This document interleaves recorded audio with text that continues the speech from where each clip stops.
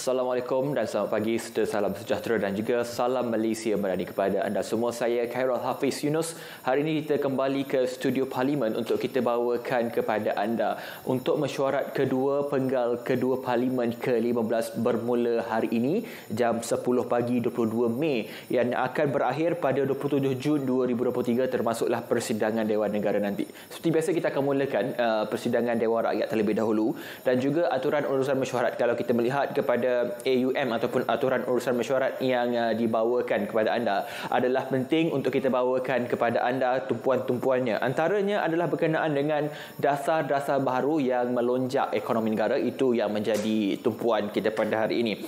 Baik, kita mulakan terlebih dahulu. Ahli Parlimen Titiwangsa yang akan bertanyakan kepada Menteri Pelaburan, Perdagangan dan Industri menyatakan jumlah pekerjaan sebenar yang diwujudkan hasil daripada pelaburan langsung asing ataupun FDI sejak 2017 sehingga 2022. Itu tahun yang dinyatakan. Dan berikutnya Ahli Parlimen Larut yang juga merupakan Ketua Pembangkang bertanyakan kepada Yang Amat Berhormat Perdana Menteri berkenaan dengan dasar-dasar baharu dan juga drastik yang telah dilaksanakan sepanjang Yang Amat Berhormat Perdana Menteri memimpin Malaysia bagi melonjak ekonomi negara dengan mengambil kira risiko penguncupan ekonomi dunia ketika ini. Dan seterusnya Ahli Parlimen Damansara bertanyakan kepada Menteri Komunikasi dan Digital KKD berkenaan dengan inisiatif yang telah dijalankan oleh agensi-agensi kerajaan untuk mempromosikan yakni perniagaan digital dan juga apakah langkah-langkah yang diambil oleh agensi yang berkaitan dalam membantu syarikat tempatan di pasaran global secara khususnya.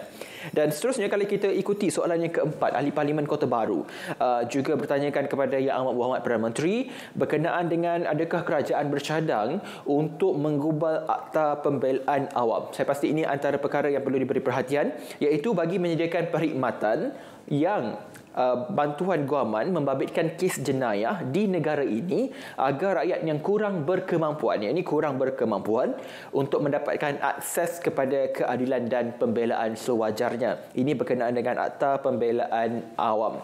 Dan seterusnya juga menarik perhatian kita untuk aturan urusan mesyuarat hari ini, iaitu Ahli Parlimen Batang Sadong bertanyakan kepada Menteri Perdagangan Dalam Negeri dan Kos Sara Hidup bertanyakan berkenaan dengan respon kementerian mengenai realiti situasi semasa yang menyaksikan berlakunya penurunan kuasa beli dalam kalangan pengguna khususnya ketika musim bulan puasa dan juga perayaan Aidilfitri baru-baru ini, dan juga di mana harga barangan asas telah naik dengan begitu ketara. Dan sekali lagi saya kongsikan kepada anda soalan yang ketujuh berkenaan dengan Ahli Parlimen Ledang kepada Menteri Komunikasi dan Digital berkenaan dengan penjelasan berkenaan perkembangan hala tuju dan pembangunan terkini inisiatif 5G. Baik saudara yang menonton ketika ini di T1 dan juga di saluran berita RTM di MyTV, anda juga boleh tonton kami secara langsung menerusi penstriman langsung menerusi 3 pautan yang kami sediakan untuk anda untuk tontonan tidak kira di mana anda berada, dan juga anda boleh mak turun aplikasi RTM Klik di telefon pintar anda untuk tontonan yang lebih komprehensif dan juga menyeluruh serta maklumat yang lebih terperinci kepada persidangan yang berlangsung pada hari ini.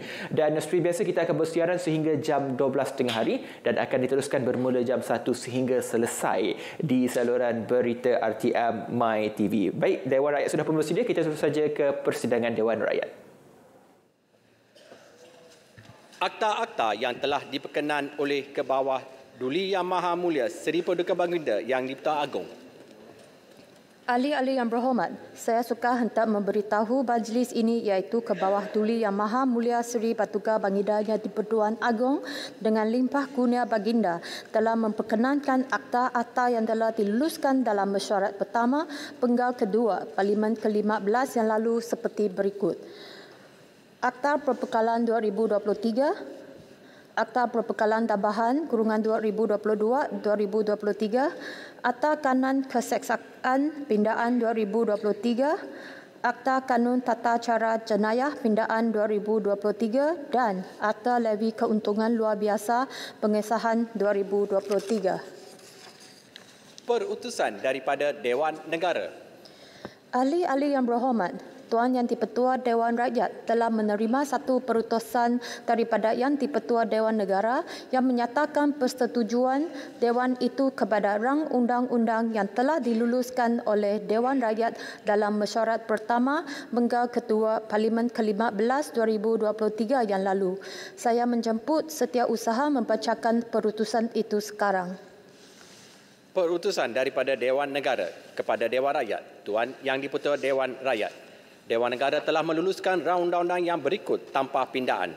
Rang Undang-Undang Perbekalan Tambahan 2023. Rang Undang-Undang Kesalahan-Kesalahan Seksual terhadap Kanak-kanak pindaan 2023. Rang Undang-Undang Keterangan Saksi Kanak-kanak pindaan 2023. Rang Undang-Undang Kanun Keseksaan pindaan 2023. Rang Undang-Undang Kanun Tata Cara Jenayah pindaan 2023. Rang Undang-Undang Perbekalan Tambahan 2022-2023. Rang Undang-Undang Kewangan 2023. Rang Undang-Undang Levy Keuntungan Luar Biasa Pengesahan 2023. Rang Undang-Undang Pengangkutan Jalan Pindaan 2023. Rang Undang-Undang Pengangkutan Awam Darat Pindaan 2023. Rang Undang-Undang Lembaga Pelesinan Kenderaan Perdagangan Pindaan 2023. Rang Undang-Undang Pemansuhan Hukuman Mati Mandatori 2023. Rang Undang-Undang Semakan Hukuman Mati dan Pemenjaraan Sepanjang Hayat Bidang Kuasa Sementara Mahkamah Persekutuan 2023. Pemasyuran daripada Tuan Yang di-Pertua. Ahli-ahli yang berhormat, mesyuarat kedua Penggal Kedua Parlimen ke-15 bersidang mulai hari ini 22 Mei 2023 hingga 15 Jun 2023 selama 11 hari. Antara urusan penting yang akan dibahas dan dipertimbangkan dalam mesyuarat ini ialah rang undang-undang dan urusan kerajaan yang lain. Selaras dengan langkah pencegahan penularan COVID-19, ahli-ahli yang berhormat adalah amat digalakkan memakai pelitup muka sepanjang berada di dalam Dewan Rakyat. Memandangkan Malaysia sekarang menghadapi cuaca panas, saya juga ingin menasihatkan semua ahli-ahli yang berhormat untuk mengambil langkah-langkah yang bersesuaian untuk menjaga diri masing-masing. Untuk makluman ahli-ahli yang berhormat, salinan jadual Kementerian menjawab semasa sesi pertanyaan-pertanyaan bagi jawab lisan bagi mesyuarat ini juga telah diletakkan di atas meja ahli-ahli yang berhormat. Saya ingin mengingatkan ahli-ahli yang berhormat untuk mematuhi masa yang ditetapkan semasa waktu pertanyaan-pertanyaan menteri dan pertanyaan-pertanyaan bagi jawab lisan sama ada ahli Dewan Rakyat baik yang bertanya dan anggota pentadbiran yang menjawab. Pematuhan ini adalah penting bagi membolehkan lebih banyak pertanyaan dapat dijawab di Dewan Yang Mulia ini. Saya mengharapkan agar pertanyaan bagi jawab lisan ini boleh dijawab sehingga ke nombor 15 setiap hari. Ahli-ahli yang berhormat, di kesempatan ini juga saya ingin mengucapkan terima kasih kepada semua pihak yang menjayakan Hari Terbuka Parlimen Malaysia yang telah diadakan pada 6 dan 7 Mei 2023 yang lalu. Sambutan yang diterima adalah amat baik dan sehubungan itu, Hari Terbuka Parlimen Malaysia akan dijadikan acara tahunan Parlimen. Akhir sekali, pada jam 5.30 petang ini, satu perjumpaan yang di-Pertua Dewan Rakyat bersama ahli-ahli Dewan Rakyat akan diadakan di Dewan Bankuet Parlimen Malaysia. Saya dengan ini menjemput semua ahli yang berhormat untuk hadir ke majlis ini. Sekian, terima kasih. Setiausaha, silakan. Pertanyaan-pertanyaan bagi jawab lisan. Saya jemput Datuk Seri Johari bin Abdul Ghani Titiwangsa. Terima kasih Yang di-Pertua. Soalan nombor 1. Puan Yang di-Pertua, terima kasih kepada Yang Berhormat Titiwangsa. Kemasukan pelaburan langsung asing FDI merupakan pemacu utama pertumbuhan ekonomi yang membawa kesan limpahan positif kepada negara dan rakyat menerusi penjanaan peluang perniagaan, pemindahan pengetahuan, kemahiran dan teknologi serta penciptaan peluang pekerjaan kepada rakyat tempatan. Berdasarkan data pelaburan yang diluluskan oleh Lembaga Pembangunan Pelaburan Malaysia atau MAIDA, projek pemilikan asing yang direalisasikan dari kelulusan tahun 2017 hingga tahun 2022 telah mewujudkan 157,760 peluang pekerjaan. Daripada jumlah ini 133,117 atau 84.3% adalah pekerja tempatan, manakala selebihnya iaitu 26,643 merupakan pekerja asing. Ianya terhasil daripada sejumlah 1,392 projek pemilikan asing bernilai 426.6 bilion ringgit. Butiran pecahan pekerjaan yang telah diwujudkan dalam sektor perkilangan dan perkhidmatan oleh projek pemilikan asing sepanjang 2017 hingga 2022 adalah seperti berikut. Bagi sektor perkilangan, sebanyak 1,164 projek perkilangan yang melibatkan pelaburan bernilai 329.9 bilion ringgit telah direalisasikan dan mewujudkan 150,873 peluang pekerjaan. 5 industri perkilangan utama melibatkan pemilikan asing yang mewujudkan jumlah pekerjaan tertinggi adalah industri elektrik dan elektronik sebanyak 75,593 pekerjaan. Barang logam asas 14,477 pekerjaan. Jentera dan kelengkapan 7,001 pekerjaan. Barangan galian bukan logam 6,820 pekerjaan dan barangan getah 5,721 pekerjaan. Bagi sektor perkhidmatan, sebanyak 228 projek dengan pelaburan bernilai 96.7 bilion telah direalisasikan bagi tahun 2017 hingga 2022 dan mewujudkan 6,887 peluang pekerjaan. Terima kasih. Titi Wansah. Terima kasih, Menteri. Saya melihat data yang dikeluarkan oleh Jawatan Perangkaan ataupun DOSA. Pada 5 tahun yang lepas, Malaysia mencatat net FDI 186 bilion, di mana daripada 186 bilion ini dicampur dengan domestic direct investment, dia telah melahirkan sebanyak 464,550 peluang pekerjaan sepanjang 5 tahun yang lepas. Apa yang saya nak tanya ni ialah baru-baru ini Perdana Menteri ada membuat lawatan ke China dengan menyaksikan 19 MOU yang ditandatangani oleh syarikat-syarikat tempatan dan juga syarikat China yang berjumlah estimate 170 bilion.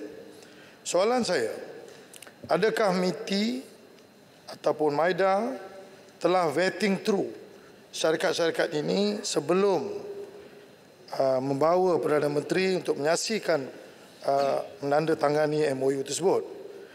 Ini adalah kerana saya nampak daripada 19 MOU ni ada beberapa syarikat yang saya nampak dia tidak mempunyai track record untuk kita persembahkan kepada sebuah negara seperti China yang merupakan second largest economy in the world. Jadi apa yang saya nak tahu juga ialah apakah langkah yang akan diambil oleh pihak MITI untuk memastikan bahawa kita boleh merealisasikan 170 bilion ini sebanyak mungkin. Saya tahu kalau ikut statistik, mana-mana FDI yang kita bawa masuk selalunya kita rely about 70%.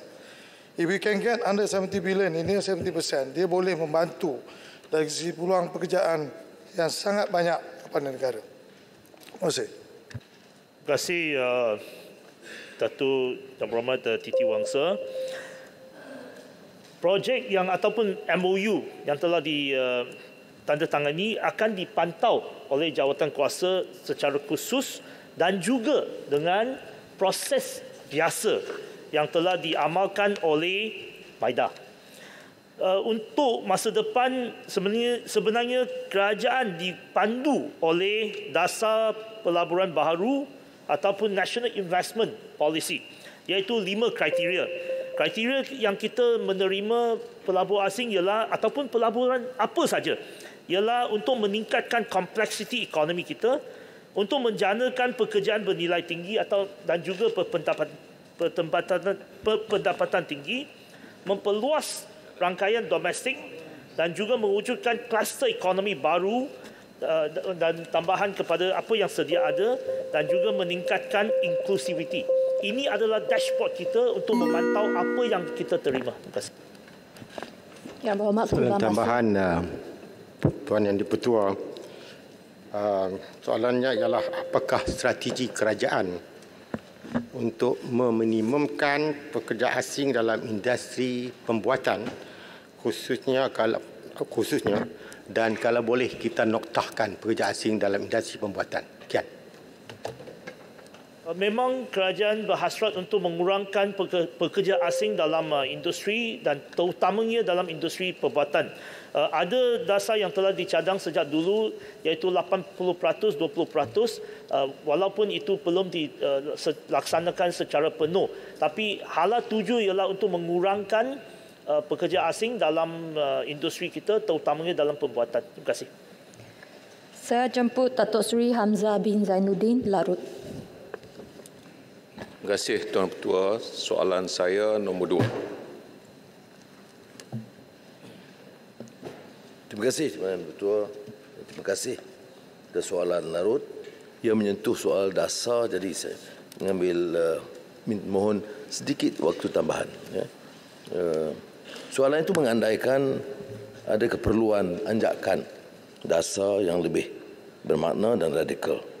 Dan ini telah kita ulas dalam belanjawan madani tentang hutang dan amalan rasuah dan juga tata kelola dan unjuran IMF yang agak rendah serta masalah yang dihadapi oleh rakyat umumnya, kos sara hidup yang menekan. Maka tindakan diambil seperti mana diumumkan termasuklah pengurangan defisit dan juga tumpuan terhadap dasar fiskal yang mengembang. Perbelanjaan kerajaan berjalan lancar dengan perbelanjaan sebenar suku pertama 93.3 bilion ringgit iaitu 24% peruntukan tahunan. Dan ini 7.5% lebih tinggi daripada pelaksanaan suku pertama 2022.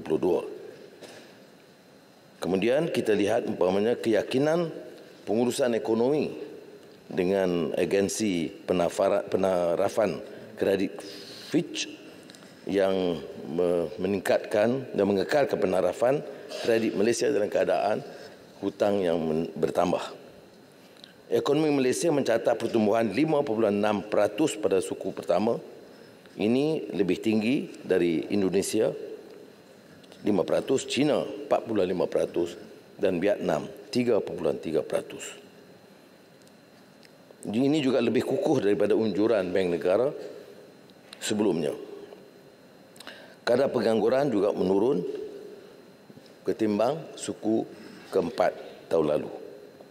Kerana beberapa langkah tata kelola yang telah janjikan termasuk wewenang yang lebih luas pada badan penguatkuasaan termasuk LHDN, SPRM.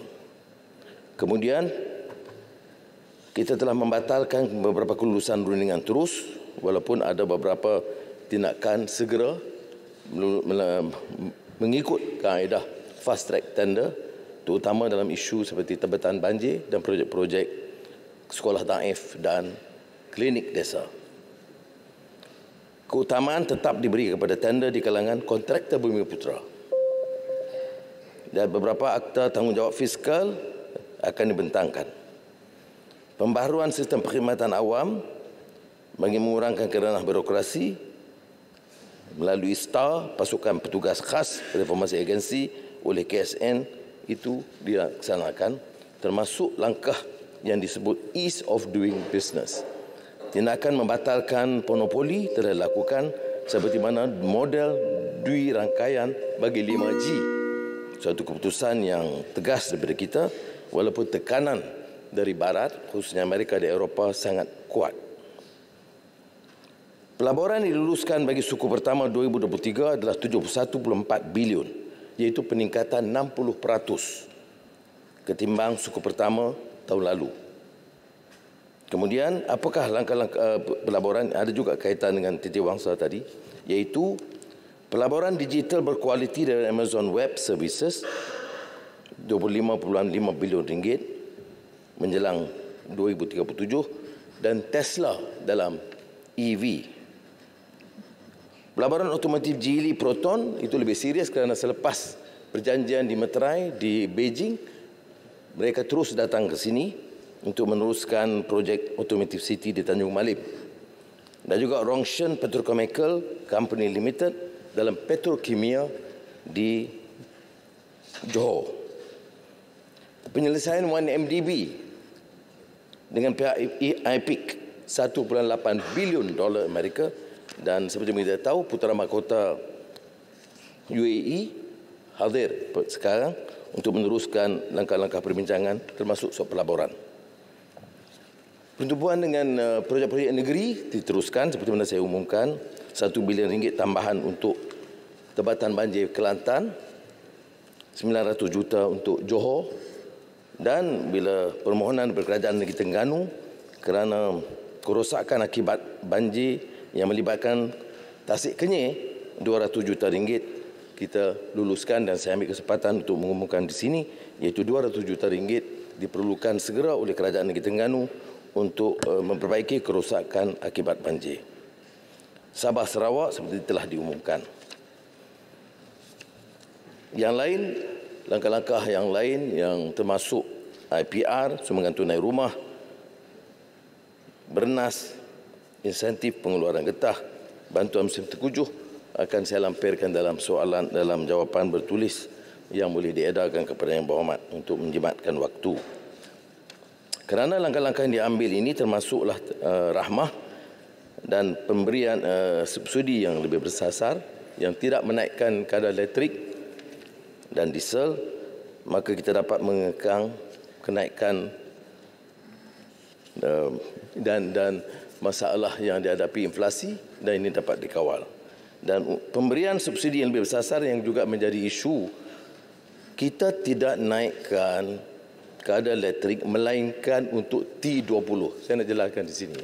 Untuk T20 sahaja, iaitu rumah-rumah besar yang tidak akan diberi subsidi elektrik. Dan pangkalan data utama padu akan dapat menyelaraskan semua angka-angka yang disebut.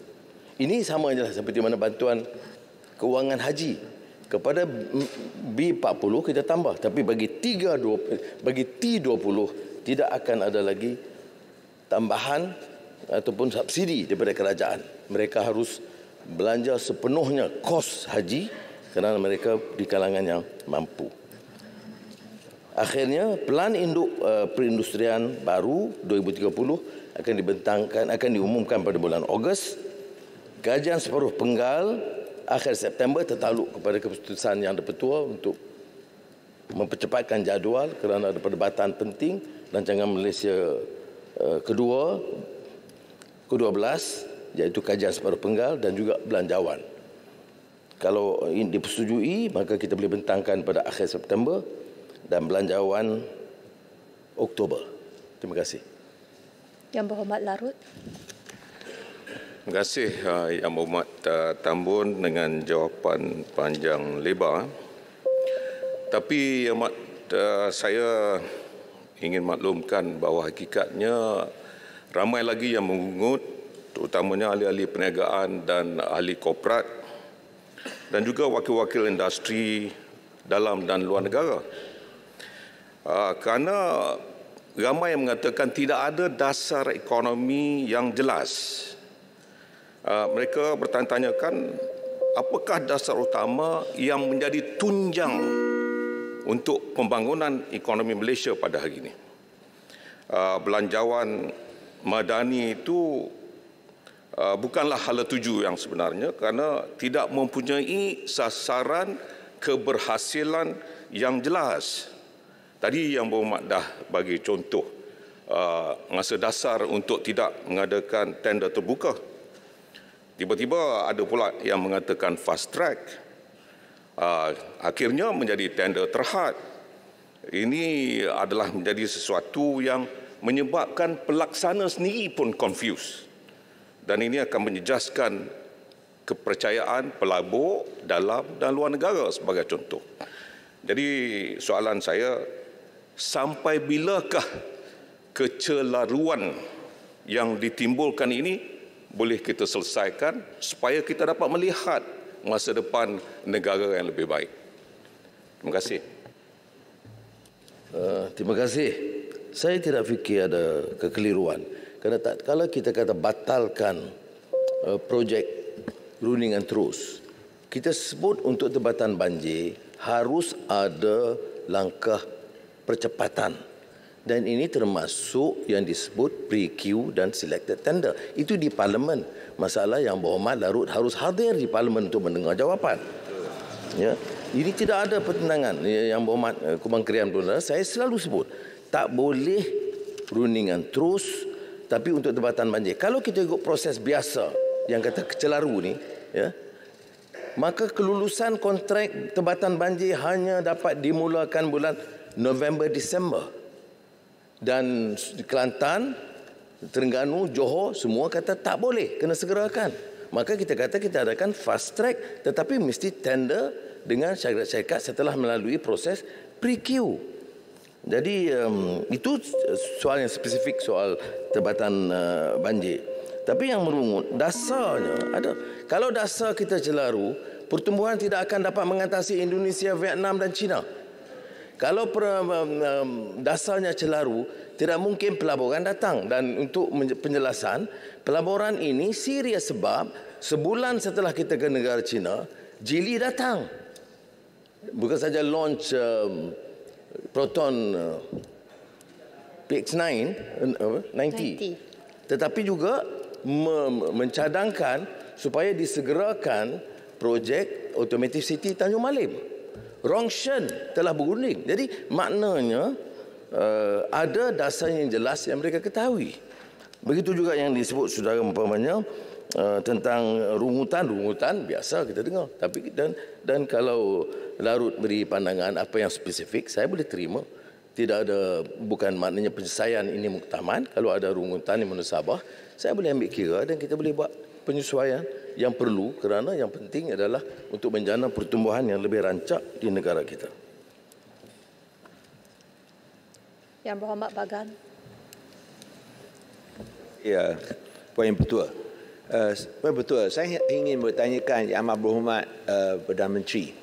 Memandangkan sekarang kerajaan sudah menikmati kestabilan politik buat kali pertama ni sejak 2020. Apakah dasar ekonomi utama yang membolehkan kita memulihkan penarafan kredit Fitch yang telah diturunkan semasa kerajaan Tan Sri Muhyiddin? Dan juga perkara penting berkaitan dengan perang perdagangan di antara negara China dan Amerika Syarikat. Apakah posisi atau macam mana Malaysia boleh ditempatkan supaya kita dapat sama-sama menikmati hasilnya daripada perdagangan di antara rakan dagang utama iaitu negara China dan yang ketiga iaitu Amerika Syarikat. Sekian, terima kasih. Terima kasih, Bagan.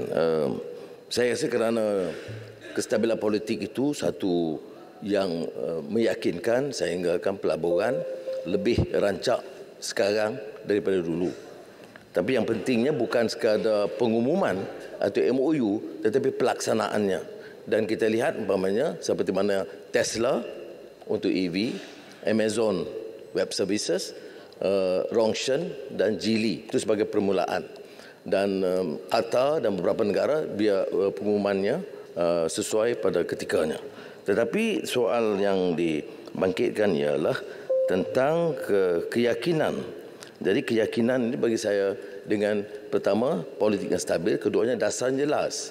Walaupun Larut bangkitkan tadi, tapi saya telah jelaskan bagi pelabur, dia tahu biar tata kelola itu jelas, dasar tentang tarikan kepada pelaburan asing itu jelas dan dia datang. Jadi saya tidak fikir ini merupakan satu masalah. Seperti mana juga rating Fitch yang juga jelas. Ada kritikan tentang OPR, cuma dalam 6 bulan sekali naik. Tapi dalam tahun 2022, semasa Yang Berhormat Pelaksana Menteri. 4 kali naik setahun. Tak jadi pula isu. Tapi kita naik sekali, dia jadi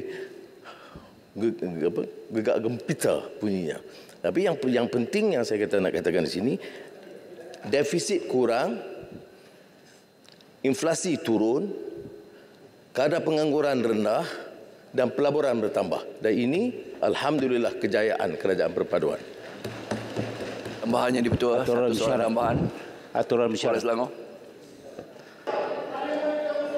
Saya jemput Yang Berhormat Timbalan Menteri untuk menjawab. Terima kasih Datuk Speaker. Terima kasih Ahli Yang Berhormat Damansara. Saya nak terus menjawab. Tuan Yang di-Pertua, Kementerian Komunikasi dan Digital menerusi... Kita boleh panggil kerajaan Datuk Seri Anwar Ibrahim lepas ni. Boleh. Kerana jadi Presiden. Ini adalah flow saya. Boleh saya jawab soalan tak? Tak ada ruling, tak ada keputusan.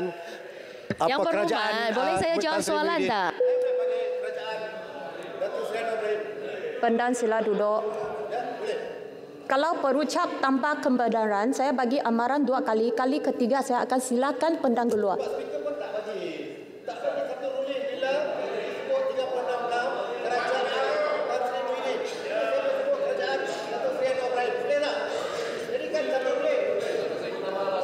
Saya sudah buat ruling. Teruskan. Saya suruh Yang Berhormat Timbalan Menteri teruskan jawapan.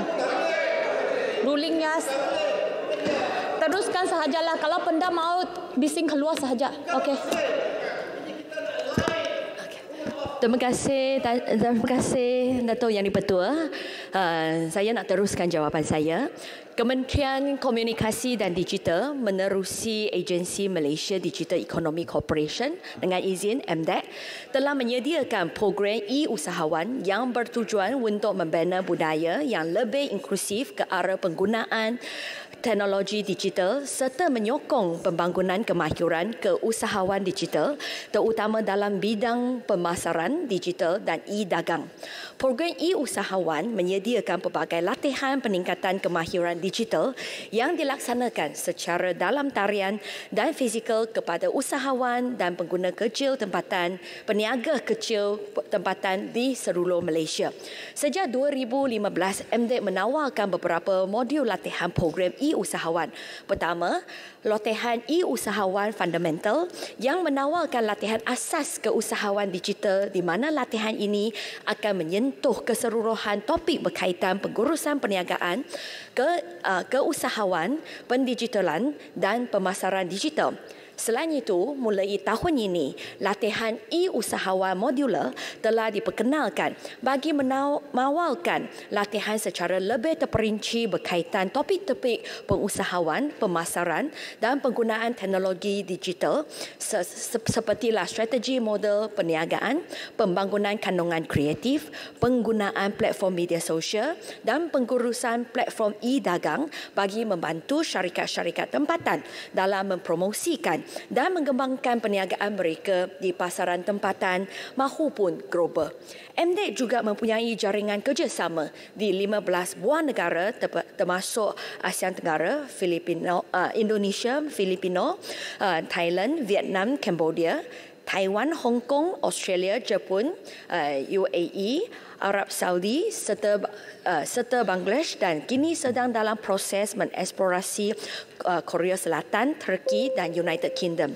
Antara langkah yang telah diambil bagi membantu syarikat tempatan ke pasaran global merangkumi: pertama, sesi perkongsian dan kesedaran kepada syarikat tempatan mengenai gambaran landscape dan keseluruhan pasaran, peluang dan cabaran dalam perniagaan. Kedua, menghubungkan syarikat tempatan dengan pemain ekosistem terlibat. Ketiga, membantu syarikat dalam mesyuarat pandangan perniagaan melibatkan rakan niaga ekosistem. Dan keempat, fasilitasi grant ekspor Malaysia Digital kepada syarikat yang berkelayakan. Sekian jawapan saya. Terima kasih Timbalan Speaker. Yang Berhormat Damansara. Terima kasih Timbalan Menteri atas jawapan yang diberikan tadi.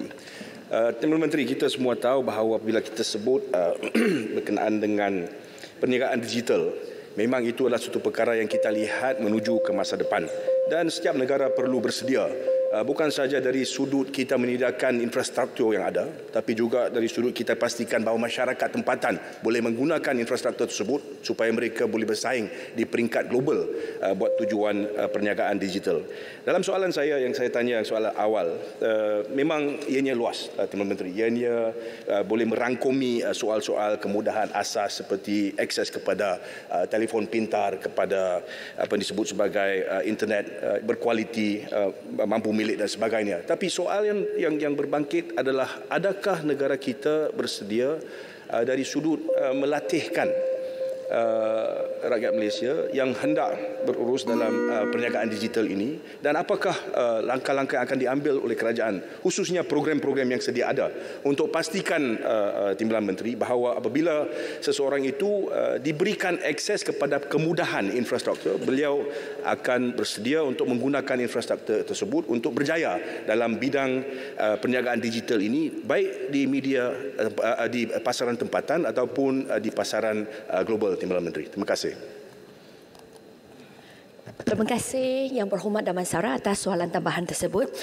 Seperti yang saya sebut tadi, untuklah program e-usahawan, sukacita saya nak maklumkan Dewan Rakyat ini bahawa program modul e-usahawan ini telahlah integrasi di dalam silibus mata pelajaran di lebih daripada 35 institusi pengajian tinggi dan juga TVET, dan di mana silibus mata pelajaran ini telah menjadi sumber pembelajaran di lebih 550 pusat-pusat pengajian di seluruh Malaysia.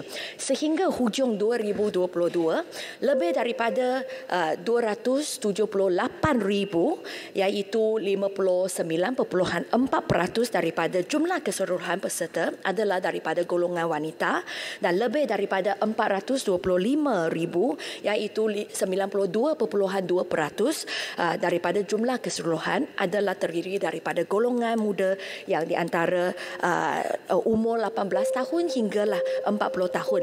Dan selain daripada itu, kami juga ada program GROW, program Global Online Workforce, di mana kita memberi pendedahan dan jugalah kemahiran dan latihan kepada peserta untuklah menjadi freelancer digital. Untuk maklumat Dewan ini, sehinggalah hujung 2022, seramai 10,800 sebanyaklah 13,386 peserta telahlah dilatih, dan antara mereka 10,871 orang adalah terdiri daripada golongan belia. Ini adalah satu program di mana kita nak melatih golongan generasi muda ini untuklah menjadi digital freelancer. Dan untuk tahun ini kami akan teruslah bekerjasama denganlah Kementerian Belia dan Sukan untuklah mentawarkan program ini di 49 lokasi di seluruh Malaysia, supaya kita boleh mempromosikan program GROW ini dan juga melibatkan lebih banyak rakyat Malaysia dalam program ini. Sekian jawapan saya. Terima kasih. Saya jemput Intera Mahkota. Terima kasih Tuan Yang di-Pertua. Terima kasih Timbalan Menteri, jawapan yang baik. Sambungannya, saya berminat kerana Yang Berhormat menyebut akan bekerjasama dengan Kementerian Belia dan Sukan. Itu sangat wajar. Namun ada juga kementerian lain dan agensi-agensi lain yang juga mengambil bahagian yang aktif dalam pembangunan keusahawanan. Saya jangka Kementerian Yang Berhormat mempunyai kewajaran untuk mengetuai dan mengepalai program pembangunan keusahawan anak muda dalam ekonomi digital. Jadi sejauh mana kerjasama dengan semua agensi dan kementerian dan juga kerajaan negeri kerana masing-masing ada program pembangunan digital mereka. Terima kasih. Terima kasih Ahli Yang Berhormat Intera Mahkota. KKD tak ada masalah dan sentiasa akanlah bekerjasama denganlah semua kementerian-kementerian di kerajaan pusat dan agensi-agensi mereka dan jugalah kerajaan-kerajaan negeri. Tak ada masalah untuk kita bekerjasama untuk semua pihak untuklah membangunkan digital, ekonomi digital ini, kerana sasaran untuk kementerian ini adalah hasil ekspor digital 2022 adalah sebanyak sebanyak 1.4 bilion ringgit. Tetapi sasaran kementerian untuklah tahun 2023 hasil ekspor digital adalah 2.5 bilion ringgit. Dan untuk tahun depan sasaran kita adalah 3.7 bilion dan untuk tahun 2025 sasaran kita adalah 5.6 bilion ringgit. Jadi saya percaya bahawa kalau tanpalah kerjasama yang rapat denganlah semua agensi, kementerian dan jugalah kerajaan negeri, kita tak bolehlah capai sasaran tersebut. Jadi kerjasama yang rapat di antara semua pihak adalah amat dialu-alukan dan saya nak bagi contoh sepertilah di bawah usaha MCMC kami telah jugalah membangunkan pusat ekonomi digital di semua satu dun satu padi. Jadi itu kami pun juga akanlah buat konsultasi denganlah kerajaan negeri sepertilah kerajaan Sarawak di mana kita juga dapatlah input daripada mereka tengok mana yang sesuai untuk kita wujudkan padi lagi untuklah kegunaan warga tempatan. Jadi kerjasama di semua lapisan adalah amat dialu-alukan dan saya akan pastikan bahawa KKD dan juga agensi kami akan teruslah memberi kerjasama kepada semua pihak. Sekian jawapan saya. Terima kasih. Saya jemput Dato' Seri Taqiyuddin bin Hassan, Kotak Baru. Terima kasih Yang di-Pertua. Soalan saya nombor 4. Terima kasih Tuan Yang di-Pertua. Terima kasih Yang Berhormat Kota Baru. Ya, memang benar. Kerajaan Perpaduan pada hari ini komited untuk menambah baik perkhidmatan bantuan guaman bagi kes jenayah supaya rakyat miskin dan golongan yang memerlukan mendapat manfaat akses kepada keadilan yang lebih baik dan berkesan. Semasa ucapan pembentangan Belanjawan 2023 pada 24 Februari 2023, Yang Amat Berhormat Perdana Menteri telah menyatakan bahawa kerajaan akan meneliti ikhtiar untuk mengubah akta yang khusus bagi menawarkan bantuan guaman percuma bagi kes jenayah supaya rakyat susah turut mendapat akses kepada keadilan. Susulan daripada itu, Yang Berhormat, program libat urus hala tuju perkhidmatan bantuan guaman bagi kes jenayah di Malaysia telah diadakan pada 11 dan 12 April 2023 bertempat di Pusat Timbang Tara Antarabangsa Asia AIAC Kuala Lumpur. Seramai 80 peserta mewakili kementerian, Jabatan Persekutuan, Badan-Badan Peguam, Pertubuhan Masyarakat Madani CSO, Badan Bukan Kerajaan NGO dan ahli-ahli akademik dalam bidang undang-undang telah menghadiri program yang bertujuan untuk mendapatkan input dan maklum balas pihak berkepentingan dan berkepakaran.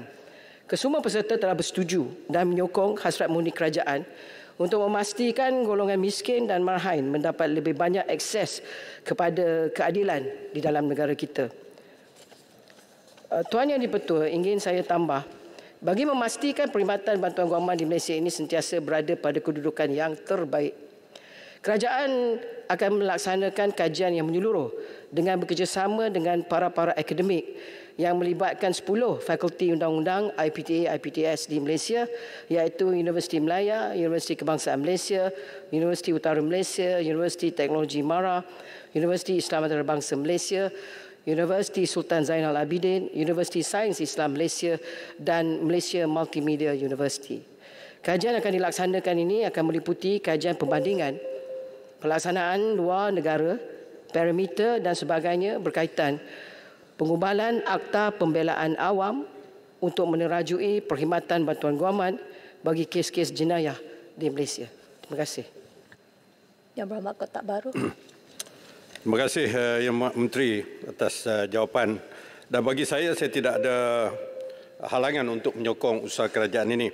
Namun demikian, saya membayangkan perancangan kerajaan, iaitu Kerajaan Tambun.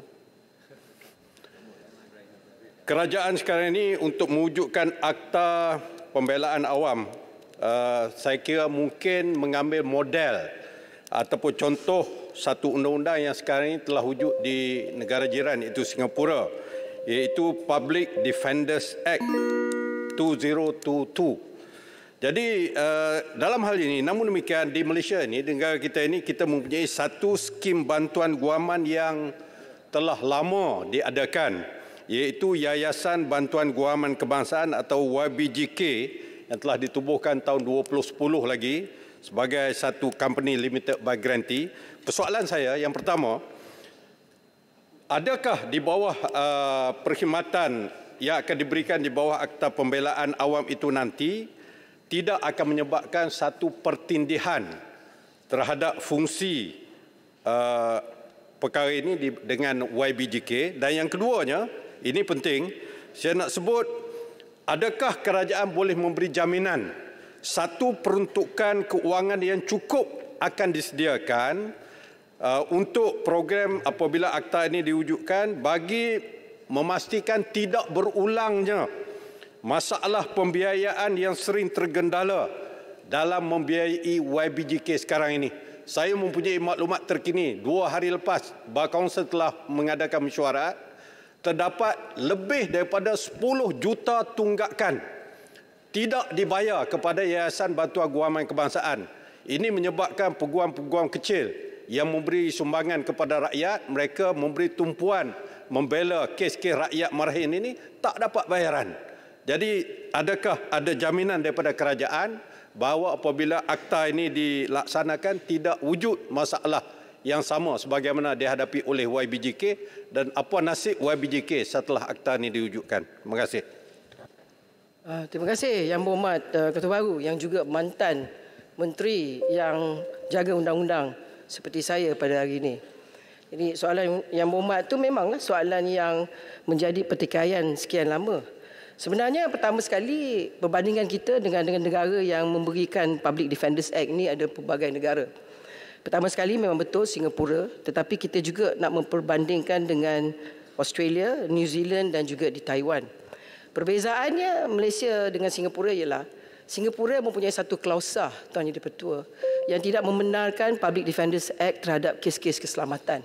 Itu sebabnya jawapan saya awal tadi itu, kita memanggil 10 universiti swasta dan awam untuk sama-sama dengan bahagian undang-undang untuk mengkaji sebagaimana penilaian yang terbaik dalam modal dan juga format untuk Public Defenders Act ini. Jadi soalan kedua untuk menjawab pada soalan pertama oleh Yang Berhormat Ketua Baru, YBJK ini memang dikenali telah wujud selama lebih kurang 11 tahun. Memang betul Tuan Yang Di-Pertua. Dan kita memang tahu dia telah berjaya melibatkan kes jenayah yang diwakili oleh peguam-peguam swasta sebanyak setakat ini 1.911201 kes jenayah. Begitu banyak kes-kes jenayah yang diwakili oleh peguam-peguam di bawah YBJK. Dan disebabkan ia adalah company limited by guarantee seperti kata Yang Berhormat. Ia akan berhadapan dan sentiasa berhadapan dengan isu kos. Disebabkan kos pembiayaan itu dibantu oleh kerajaan dan disebabkan ia adalah company limited by guarantee, proses-proses pembayaran dan seterusnya, yang mana Yang Berhormat sebut tentang hutang, saya setakat ini belum lagi menerima semenjak menjadi menteri yang bertanggungjawab dalam undang-undang, menerima surat berkenaan YBJK setakat ini. Tetapi bila kita mengadakan sesi libat urus, wakil-wakil daripada Majlis Peguam pun telah hadir, dan rata-rata ingin saya mengatakan kesimpulannya memang kalau adanya Public Defenders Act, iaitu satu akta yang khas yang dilaksanakan dan dibiayai oleh kerajaan, agensi kerajaan, saya percaya dan saya yakin untuk memberi bantuan guaman kepada golongan-golongan yang memerlukan dalam kes-kes jenayah akan lebih terjamin. Bukan dalam bentuk swasta, tetapi lebih kepada komitmen kerajaan secara menyeluruh. Setakat hari ini Yang Berhormat Ketua Baru, Yang Berhormat Speaker, format pembelaan bantuan guaman yang ada dalam negara kita, pertama ialah Jabatan Bantuan Guaman oleh kerajaan, keduanya Legal Aid Center yang dikendalikan oleh Majlis Peguam, kemudian Yayasan Bantuan Guaman Kebangsaan YBJK, dan akhir sekali Klinik Bantuan Guaman yang dikendalikan oleh universiti-universiti seperti hari ini Universiti Kebangsaan Malaysia dan juga Universiti Melaya. Jadi rata-rata ingin saya menyatakan di sini bahawa komitmen libat urus dalam perbincangan ini ialah untuk mencari penyelesaian jangka masa yang pendek dan panjang untuk menyelesaikan isu pembelaan kes-kes jenayah bagi rakyat dalam negara kita. Kita perlukan satu nokta penyelesaian. Jadi itu sebabnya saya tidak boleh menjawab apa akan terjadi pada YBJK. Sesi libat urus yang berjalan dan komitmen kajian daripada 10 universiti ini akan diberi secara dasar kepada kerajaan untuk kerajaan membuat keputusan dasar hala tuju yang nak dilaksanakan dalam bentuk pembelaan kes-kes jenayah bagi rakyat Malaysia. Sama ada YBJK itu dihidupkan, dimasukkan, diasingkan, tu saya tak boleh jawab lagi. Itu saya tunggu kepada nasihat daripada pakar-pakar 10 universiti yang ditubuhkan oleh bahagian undang-undang. Terima kasih Tuan Yang Speaker Jelebu. Yang Berhormat Jelebu. Terima kasih Speaker. Saya dengar jawapan daripada Yang Berhormat Menteri dan juga soalan berkaitan dengan bantuan guaman jenayah. Saya nak maklum ke Dewan Rakyat hubungan anak dengan ibu ini kebanyakannya sememangnya satu hubungan yang perlu kita jaga sampai ke akhir hayat. Masalahnya Datuk Indah Petua ialah masalah rumah tangga, perceraian rumah tangga. Ramai ibu-ibu tunggal datang berjumpa ahli-ahli parlimen termasuk saya lah. Mohon bantuan untuk hak penjagaan anak, custody, mendapatkan custody anak-anak apabila berlaku perceraian. Biasanya anak yang di bawah umur 12 tahun akan terus pergi kepada penjaga, kepada bapa anak itu. Tetapi bila ibu tu berkahwin lain, kepada ibu maksud saya, apabila ibu tu berkahwin lain, hak penjagaan custody itu susah nak dapat kepada seorang ibu. Jadi masalahnya sekarang ni, Datuk Indah Petua, ialah saya nak tanya penjelasan kerajaan tentang kemudahan yang akan diperolehi oleh ibu-ibu tunggal dan ibu-ibu yang telah berkahwin semula ini untuk mendapatkan custody dengan izin ataupun hak penjagaan anak ini supaya dapat diperoleh oleh ibu dan bantuan guaman yang mereka boleh dapatkan secara percuma ataupun sebagainya. Kerana kebanyakan daripada kalangan mereka adalah ibu-ibu yang tidak mempunyai pendapatan tetap untuk membayar kos guaman dan sebagainya. Terima kasih Speaker. Terima kasih Yang Berhormat Jelebu. Saya nak betulkan sikit Yang Berhormat. Bila kita bercakap tentang Jabatan Bantuan Guaman oleh kerajaan, bantuan-bantuan kita bukan saja kepada ibu tunggal tetapi juga kepada bapa tunggal. Jadi Yang Berhormat, tak ada diskriminasi gender di segi bantuan guaman oleh pihak kerajaan. Tetapi saya nak tekan di sini, apa yang berlaku ialah bila kita memberi bantuan guaman dalam kes-kes keluarga, Jabatan Bantuan Guaman yang dikendalikan oleh bahagian undang-undang melihat kepada skop untuk memberi bantuan di segi sivil, syariah dan juga jenayah. Dan saya memang setujulah selalunya bantuan guaman yang diberikan ni kepada kes-kes yang memerlukan bantuan guaman dalam kes-kes jenayah. Terutama sekali dan juga terutama sekali dalam kes-kes sivil yang termasuk dalam tuntutan yang disebut oleh Yang Berhormat itu berkenaan dengan penjagaan anak-anak. Tetapi kalau kita tengok di segi menyeluruh, juga dalam kes bantuan guaman ini yang mana dikendalikan oleh kerajaan, kalau kes keluarga itu bukan saja dalam kes-kes tuntutan untuk anak tetapi juga penjagaan anak, tetapi juga untuk nafkah. Itu sebab dalam perkara ini kita perlu melihat tentang peranan yang dimainkan Jabatan Bantuan Guaman. Jadi Jabatan Bantuan Guaman yang ada ni tidak mempunyai kapasiti yang mencukupi untuk mengendalikan kes-kes tertentu, terutama sekali dalam kes-kes jenayah yang bersifat yang agak rumit. Itu sebabnya Public Defenders Act yang dicadangkan ni untuk membantu. Yang mana disebut oleh Yang Berhormat Jelebu bertanya kepada saya tentang penyelesaian kepada isu ini. Saya tidak menafikan ini sentiasa menjadi satu cabaran yang begitu besar dalam isu tuntutan hadana, tuntutan nafkah, tuntutan penjagaan kepada keluarga-keluarga, terutama sekali keluarga-keluarga Melayu Islam. Ini saya tengok bukan saja mahkamah. Mahkamah bukan penyelesaian. Mahkamah ialah penyelesaian yang akhir. Yang penting di sini Yang Berhormat ingin saya tegur ialah sifat ibu dan bapa terhadap tanggungjawab mereka pada anak. Nak cerai pun cerailah, tapi anak tu dia kena jaga. Dan anak tu dia bagi bernafkah. Masa saya dulu Yang Berhormat jadi ahli parlimen Pengerang di belah-belah tengah tu, banyak sekali dalam perbahasan menyebut tentang tolaklah EPF ke supaya tuntutan hadanah pada anak tu ada. Tapi yang jadi masalah kita ialah dalam semua kes ni disebabkan mahkamah punya banyak kes, selalunya cabaran yang paling besar bukan pergi ke mahkamah, tanggungan kes. Kes ditangguh, demi ditangguh, tak cukup peguam, tak cukup hakim. Inilah menjadikan elemen yang menjadikan kemudaratan yang besar kepada keluarga-keluarga yang berpecah. Jadi harapan saya ingin buat kesimpulan, mahkamah bukan penyelesaian, peguam bukan penyelesaian, tetapi sifat bertanggungjawab ibu dan bapa terhadap tanggungjawab mereka menjadi ibu dan bapa. Terima kasih Tuan Yang Di-Pertua. Saya jemput Puan Rodia binti Sapii, Patan 1. Terima kasih Puan Yang Di-Pertua. Soalan saya nombor 5. Bismillahirrahmanirrahim. Tuan Yang Di-Pertua, terima kasih Yang Berhormat Batang Sadung yang mengungkap dua persoalan dalam soalannya, iaitu tentang isu penurunan kuasa beli dan juga isu harga barangan asas yang dikatakan telah naik. Tuan Yang Bertuah, saya ingin menyatakan untuk sekian kalinya bahawa kuasa beli sebenarnya telah meningkat dalam tempoh 6 bulan ini, dan ini dibuktikan dengan KDNK bagi suku tahun pertama telah mencatatkan pertumbuhan sebanyak 5.6%, didorong oleh permintaan domestik yang kukuh. Pencapaian juga dapat ditingkatkan kadar inflasi bagi makanan bermasak telah turun dari 9.6% kepada 9.3%. Ini statistik daripada Kementerian Ekonomi yang diinisiatifkan melalui pelbagai usaha di bawah inisiatif Payung Rahmah.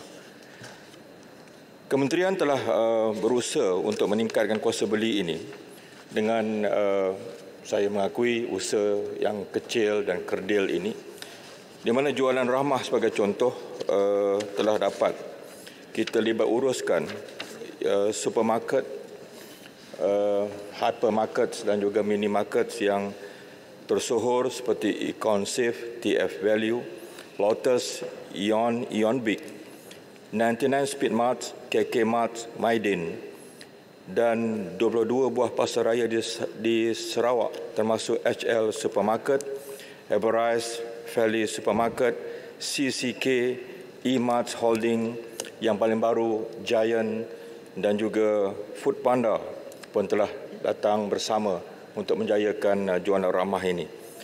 Kita telah memastikan 14,000 barangan asas keperluan suri rumah telah dapat kita berikan diskaun 3% hingga 50% lebih murah melalui jualan ramah ini. Sehingga setakat hari ini, jualan telah dilaksanakan di 3,500 lokasi, 120 kawasan parlimen dan kitaran ataupun nilai jualan telah mencapai 52.62 juta ringgit Malaysia. Bazar Ramadan juga telah berjaya juga untuk meningkatkan jualan. Namun ada kajian yang dijalankan oleh kementerian, cuma keuntungannya itu tidak mencapai kehendak peniaga, tetapi tetap untung. Dan sekiranya berlakunya penurunan, ianya bergantung kepada menu yang dijual dan lokasi yang mungkin tidak strategik. Itu dapatan yang telah kita dapat buat.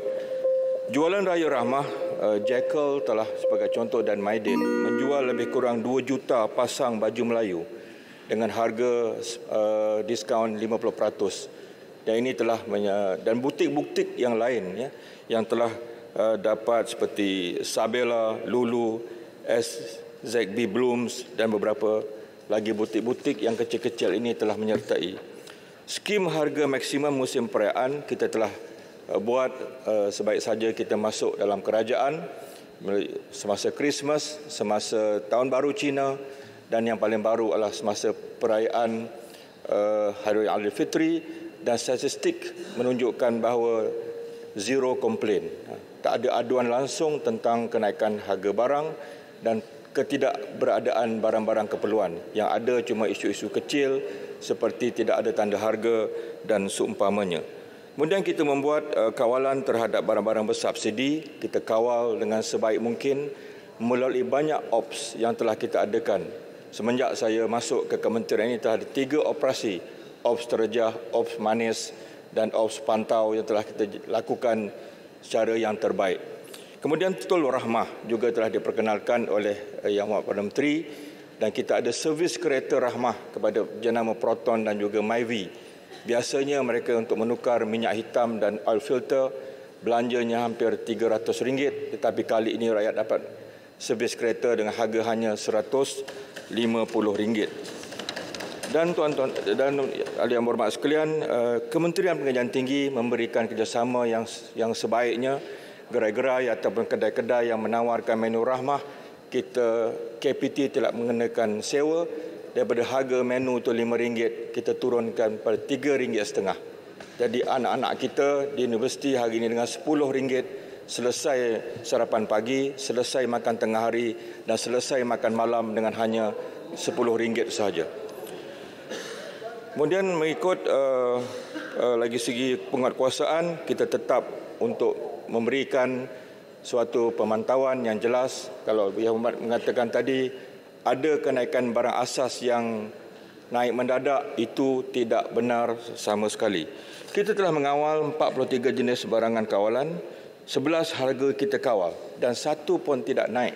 Hari ini Yang Berhormat, untuk pengetahuan, kita berdepan dengan krisis dua syarikat yang terlibat dengan isu kewangan, iaitu CSR dan juga MSM tentang gula. Kerajaan sampai pagi ini tidak menaikkan harga gula untuk rakyat. Tapi kita sedang berusaha mencari satu mekanisme yang terbaik. Kalau macam mana pun bahan mentah naik, gas asli naik, kita akan cari usaha terbaik. Rakyat masih dapat membeli harga gula dengan harga yang kita kawal dan rakyat tidak membayar lebih tentang harga gula. Sekian, terima kasih. Yang Berhormat Patan Sadong. Terima kasih kepada YB Menteri atas jawapan yang yang sangat padat dengan information ataupun data yang diberi.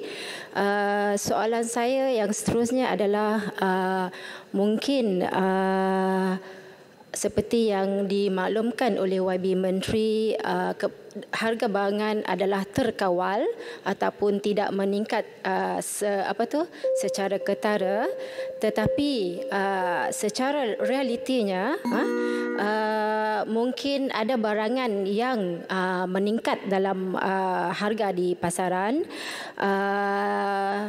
secara realiti penjual tidak akan ataupun terpaksa menaikkan harga barangan jual jika bukan kerana harga memang sedia ada mahal yang dikenakan oleh pembekal. Maka saya ingin bertanyakan kepada YB Menteri, selain melakukan pemantauan ke atas penjual, adakah ataupun bagaimana kementerian turut memantau atau mengawal tingkah laku niaga atau kumpulan-kumpulan pembekal supaya rantaian harga tidak terjejas daripada awal. Terima kasih. Terima kasih Yang Berhormat Patan Sadong, soalan yang baik. Bila kerajaan berhadapan dengan aduan, kita teliti satu persatu. Kepada peniaga-peniaga mikro ini Yang Berhormat, kita tidak boleh terlalu agresif ataupun terus denda dan seumpamanya. Kita datang kepada mereka, penguatkuasa memberikan nasihat, kadang-kadang sampai 2-3 kali siri kita mengadakan pertemuan dengan mereka. Tetapi dakwaan yang masih terkedengaran adalah harga barangan ini naik. Ya. Saya ingin menyatakan kalau ada yang spesifik, tolong adukan kepada kami. Barangan asas sebagai contoh yang kita kawal, minyak masak tak naik, bersubsidi tidak naik. 5 kilo keemasan itu kita cap pada harga 39 sen, tak naik. Harga beras tak naik. Beras putih, beras mati, nak makan yang liminci itu, bayarlah. Itu tidak kita kawal. RON 95, kita terkawal. Apa lagi barangan asas yang menjadi keperluan rakyat? Tidak naik kerana 43 barangan ini memang kita kawal. Dan sesiapa yang menaikkan, dia akan menghadapi isu tindakan perundangan. Ini asas untuk rakyat yang tidak pernah sesekali naik. Mungkin ada yang naik itu barang-barang yang contohnya golongan yang punya pendapatan nak beli gula untuk kek yang high end, dia beli gula yang bukan harga kawalan. Itu tidak kita kawal. Margarine sebagai contoh, kek air jadi untuk isteri tercinta, nak kualiti yang bagus, dia beli margarine yang mahal. Itu tidak kita kawal. Tapi yang asas bagi rakyat tidak pernah kita naikkan. Ini adalah merupakan komitmen kerajaan yang memastikan 43 barang kawalan kita kawal dan 11 kawalan yang kita kawal harga ini tidak pernah kita tolak ansur. Sesiapa yang menaikkannya akan menghadapi tindakan perundangan. Terima kasih. Ulangan. Hulu Langat. Hulu Langat. Hulu Terengganu. Hulu Terengganu. Kementerian. Dulu dah jadi timbalan menteri dah lah tu. Bagilah Hulu Langat pula. Allah, hai. 5 inci. Hulu Terengganu. Hulu Terengganu. Saya minta soalan tambah satu. Okey. Yang marah Hulu Langat. Hulu sama hulu. Terima kasih Tuan-Tuan. Terima kasih YB Menteri jawapan yang cukup mantap, tapi saya nampak tidak berpijak di bumi nyata. Kerana rata-rata rakyat di luar sana bising kerana harga barang meningkat. Jadi kalau dikatakan Menteri kata sepanjang proses skim harga kawalan tidak ada komplain, zero komplain, saya rasa itu tak dapat diterima lah. Tapi tak apa. Cuma persoalan saya ialah yang dalam keadaan rakyat tertekan, dalam keadaan barang walaupun Biomak tidak naik, tapi di luar sana rakyat riuh berkaitan dengan kenaikan harga barang tersebut. Cuma persoalan saya adalah Perdana Menteri sebelum menjadi Perdana Menteri memberi keyakinan bahawa jadi Perdana Menteri akan turun minyak sekian %. Formula daripada pakar formula kita akan mengatakan bahawa akan turun harga kereta. Dari sejauh manakah pendapat dua ini dapat diaplikasikan dalam kementerian untuk pastikan rakyat di luar sana terutamanya B40 tidak tertekan dengan harga walaupun beras Johor tak naik, tapi kalau di tempat saya yang 5 kilo dulu RM13, hari ini dah jadi RM15. Jadi ini realiti. Apakah mungkin Yang Berhormat tidak berpijak di bumi nyata? Terima kasih Yang Betul. Ulu Terengganu lapor, barang naik tu lapor. Laporkan kepada KPDN lapor, jangan tunggu parlimen, lapor. Ada je masalah terus lapor. Ini nak tunggu parlimen. Duduk nak publicity murahan lah ni. Peraturan mesyuarat mana ni? Kecewa tak dapat jadi menteri. Dia moyan tak dapat jadi menteri. Betul. Terima kasih Ulu Terengganu dan terima kasih juga Ulu Langat yang memberikan juga pandangan. Sebagai bekas timbalan menteri di kementerian ini, fakta-fakta yang kita kutip adalah fakta-fakta daripada badan penguatkuasa. Jadi takkanlah ketua penguatkuasa saya itu berbohong. Tidak mungkin. Yang Berhormat juga pernah duduk di kementerian. Kita based on facts. Yang keduanya, kalau harga barang, saya nak sebut lagi sekali, Yang Berhormat sebut dekat saya, apa barang yang naik. Tapi kalau Yang Berhormat kata harga makanan naik, itu mungkin betul. Harga barang-barang yang telah diolah ataupun telah dimasak, itu mungkin ada restoran yang mengenakan kenaikan harga, itu betul. Tapi harga barang asas itu faktanya tak betul, naik mendadak. Kerana ini dikawal oleh kerajaan. Jadi itu adalah merupakan komitmen kerajaan terhadap kepentingan rakyat yang kita pantau. Yang Berhormat, bukan mudah. 2 hari di Kelantan kekurangan gula. Kita cek sampai ke akar umbi. Apa sebabnya?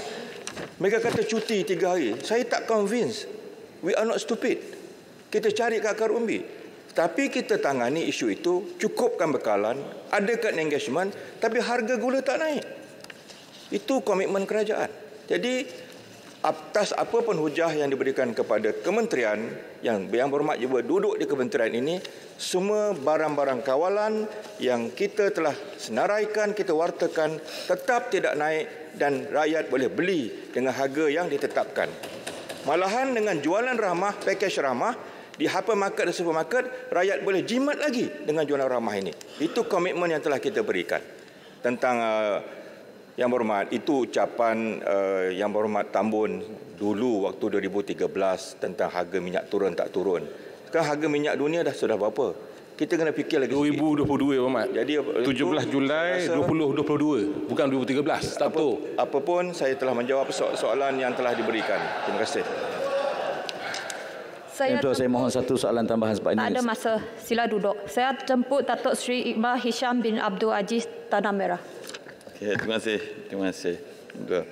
Bila senja burung kembali ke sarang, di ufuk barat matahari terbenam. Sana sini kerajaan Tambun menyerang, ringgit tergugat, saham menjunam. Soalan saya nombor 6. Buat masa masuk tu. Itu pantun tak payah jawab ni. Tuan Yang Di-Pertua, terima kasih Yang Berhormat Tanah Merah atas persoalan berhubung dengan penyelenggaraan Sukhoi. Di mana Kementerian Pertahanan melalui Tentera Udara Diraja Malaysia TUDM sentiasa berusaha untuk memastikan kesiapsiagaan dan keupayaan pertahanan ruang udara negara berada pada tahap yang tertinggi. Tidak dinafikan bahawa krisis antara Rusia dan juga Ukraine secara tidak langsung telah memberi kesan kepada TUDM khususnya bagi mendapatkan komponen ataupun alat ganti pesawat, terutamanya yang mengoperasikan pesawat Sukhoi Su-30 MKM. Walau bagaimanapun pihak TUDM masih boleh mendapatkan keperluan peralatan alat ganti tersebut dari pihak Rusia melalui syarikat tempatan yang telah dilantik. Dan pada masa yang sama, Kementerian Pertahanan juga telah berusaha mengenal pasti sumber alternatif bagi alat ganti yang berkaitan seperti daripada negara India. Di samping itu, pihak TUDM akan menggunakan aset serta alat ganti sedia ada bagi keperluan operasi semasa untuk pelan jangka pendek sehingga krisis ini tamat. Dan pada masa ini, pihak TUDM sedang melaksanakan program peningkatan keupayaan dengan izin Service Life Extension Program SLAP untuk pesawat Sukhoi bagi memastikan pesawat ini boleh digunakan secara optimum. Program peningkatan keupayaan ini adalah bersesuaian dengan kebolehan dui fungsinya dan bagi memastikan pesawat ini kekal relevan bagi memastikan pertahanan dan kedaulatan negara kita terjaga. Itu saja jawapan saya. Tanah Merah. Terima kasih Yang Berhormat Menteri yang menjawab. Okey, dalam jawapan Yang Berhormat Menteri tadi menyatakan kementerian akan menggunakan alat ganti yang sedia ada untuk pelan jangka pendek hinggalah krisis tamat. Tapi kita memandangkan perang Ukraine ini kita tak nampak dia akan selesai dalam masa terdekat. Jadi adakah bermakna MINDEF terpaksa cannibalize pesawat yang sedia ada? Berarti lebih lepas saja kita terpaksa ambil part daripada yang pesawat kita yang elok, kita terpaksa ambil part untuk ganti kepada pesawat yang masalah alat ganti. Jadi apakah MINDEF terpaksa cannibalize pesawat sedia ada untuk memastikan pesawat kita ini mampu terbang hingga jaminan alat ganti dapat diperolehi? Apakah jaminan alat ganti akan diperolehi memandangkan perang seperti saya kata tadi, perang Ukraine ini akan berlarutan untuk jangka masa yang setengah panjang? Bukankah situasi ini akan menyebabkan jumlah pesawat keseluruhan yang mampu beroperasi akan berkurangan? Terima kasih. Terima kasih Yang Berhormat Tanah Merah yang tanya tentang soalan apakah kita nak cannibalize di antara pesawat kita untuk pastikan kita dapat alat ganti. Sebenarnya kita tidak melakukan itu kerana kita tahu bahawa dikala kita melakukan penyelenggaraan Sukhoi ini, kita melantik syarikat tempatan iaitu Aerospace Technology System Corporation Sdn Bhd ataupun ATSC untuk memastikan bahawa kita mempunyai peralatan dan juga alat ganti yang cukup. Dan kalau mengikut data yang ada pada kita, kita sebenarnya boleh menyenggara Sukhoi ini untuk tempoh 2 tahun mendatang tanpa kita perlu mendapatkan alat ganti khusus. Dan dalam masa yang sama kita tahu bahawa keupayaan tentera udara di Raja Malaysia bukan sahaja semua penyelenggaraan itu harus ditampung oleh syarikat daripada Rusia itu sendiri. Tetapi kita tahu bahawa keupayaan TUDM itu sendiri, sebahagian daripada penyelenggaraan itu termasuk dalam bidang elektronik. ENE itu kita mempunyai keupayaan dalaman kita sendiri. Sebab itu kalau kita lihat macam daripada India, kita tahu bahawa India mempunyai jumlah pesawat yang lebih besar. Kalau kita lihat melebihi daripada 260. Sudah barang pasti di situ ada alat-alat ganti yang boleh kita dapatkan. Dan kalau kita lihat sekarang ini pun sebahagian daripada kanopi tayar memang kita dapatkan daripada India. Sebab itu kalau kita lihat keupayaan kita, TUDM dalam tempoh kerjasama dengan syarikat swasta ini dan juga daripada apa yang kita lakukan, kita ada tempoh 2 tahun ke depan keupayaan kita untuk menyelenggara pesawat Sukhoi kita yang sedia ada. Jadi saya fikir walaupun perang itu berlaku dalam tempoh yang tak dapat kita pastikan bila tamatnya, tetapi kita telah merangka pelan penyelenggaraan untuk tempoh-tempoh mendatang itu. Terima kasih. Yang Berhormat Sri Gading. Terima kasih Yang Betul. Untuk soalan tambahan, berdasarkan kepada jawapan Timbalan Menteri tadi bahawa kita dapat melihat bahawa selain daripada India yang menggunakan pesawat Sukhoi MKM, manakah negara-negara lain yang mungkin boleh memberikan satu alternatif pilihan? Kalau katakan di India tadi ada 200. Itu yang pertama. Yang kedua, apakah strategi seterusnya apabila kita melihat suasana pembelian senjata ini melibatkan peperangan-peperangan daripada negara pembuat kapal terbang ataupun pesawat ini. Adakah strategi kita melihat bahawa pembelian ini perlu kepada melihat juga negara-negara lain yang membelikan, yang menggunakan jenis kapal terbang ataupun pesawat yang banyak negara guna. Jadi itu mungkin satu daripada alternatif, ataupun adakah itu cara untuk memilih jenis-jenis pesawat yang kita nak beli akan datanglah. Terima kasih Yang Berhormat atas persoalan itu. Memang kita tahu bahawa bila kita membeli sesebuah pesawat itu, antara aspek yang kita berikan keutamaan bukan sahaja dari segi keupayaannya, tetapi dari segi penyelenggaraan. Dan saya fikir penyelenggaraan juga memakan belanja yang besar kepada setengah-setengah pesawat. Sebab itu macam tadi disebut tentang Sukhoi. Di samping kita melihat Rusia, melihat India, kita tahu bahawa ada setengah-setengah negara bukan sahaja secara asasnya menghasilkan Sukhoi itu, tapi dari segi alat ganti itu setengah-setengah pesawat itu menggunakan alat ganti yang sama. Ini juga kita lihat juga keupayan-keupayan ini termasuk di China itu sendiri. Sebab itu kalau kita lihat ini antara aspek-aspek penting. Sebab itu dikala kita memeterai perjanjian bagi membeli FA-50 yang baru daripada Korea Selatan, antara aspek yang kita ambil kira adalah penyelenggaraan itu. Sebab itu aspek penyelenggaraan ini kita ambil kira berdasarkan kepada penggunaan di negara-negara ASEAN itu sendiri ataupun bilangan pesawat yang telah dikeluarkan dan telah menggunakan pesawat itu, kerana kita tahu bahawa dengan cara itu kita lebih mudah untuk mendapatkan bahan-bahan ataupun produk-produk penyelenggaraan dan dalam masa yang sama boleh memastikan bahawa pesawat itu boleh diselenggara dengan baik. Tetapi apa yang bagi saya penting juga yang harus saya maklumkan kepada Dewan ini adalah keupayaan tentera udara di Raja Malaysia dan juga keupayaan industri tempatan itu sendiri bagi memastikan bahawa pesawat itu boleh diselenggara oleh tenaga-tenaga pakar daripada negara itu sendiri. Itu pun diambil kira oleh tentera udara di Raja Malaysia. Speaker, soalan satu lagi tuan tambahan. Saya jemput Tuan Syed Ibrahim bin Zainoh Ledang. Terima kasih Tuan Yang di-Pertua. Waspada kemarau selepas Tengkujuh, soalan ledang nombor 7. Terima kasih Timbalan Speaker. Terima kasih Yang Berhormat Redang. Datuk Yang di-Pertua, Kerajaan pada 3 hari bulan Mei 2023 telah memutuskan supaya pelaksanaan rangkaian 5G di Malaysia beralih kepada model raw rangkaian setelah pelaksanaan oleh Digital National Berhad DNB mencapai 80% liputan 5G di kawasan berpenduduk menjelang penghujung 2023. Pelaksanaan model dual rangkaian ini adalah selari dengan amalan di negara-negara lain yang menawarkan kepelbagaian rangkaian bukan sahaja untuk rakyat malah juga untuk sektor perindustrian yang merupakan antara kumpulan sasar penggunaan teknologi 5G. Model ini turut mengambil kira kemampuan ekosistem industri telekomunikasi di Malaysia sekaligus menamatkan unsur monopoli yang sering dikaitkan dengan DNB.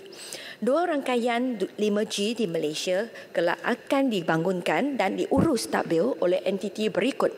Pertama, entiti A meneruskan pelaksanaan rangkaian 5G oleh DNB melangkaui 80% liputan 5G di kawasan berpenduduk. Dan kedua, entiti B membangunkan rangkaian 5G kedua setelah mendapat peruntukan spektrum 5G daripada Suruhanjaya Komunikasi dan Multimedia Malaysia SKMM. Ini bermakna rangkaian 5G sedia ada yang dibangunkan oleh DNB masih akan kekal digunakan dan menjadi salah satu daripada dua rangkaian 5G negara ini. Kontrak-kontrak sedia ada yang telah ditangani oleh DNB juga masih akan diteruskan.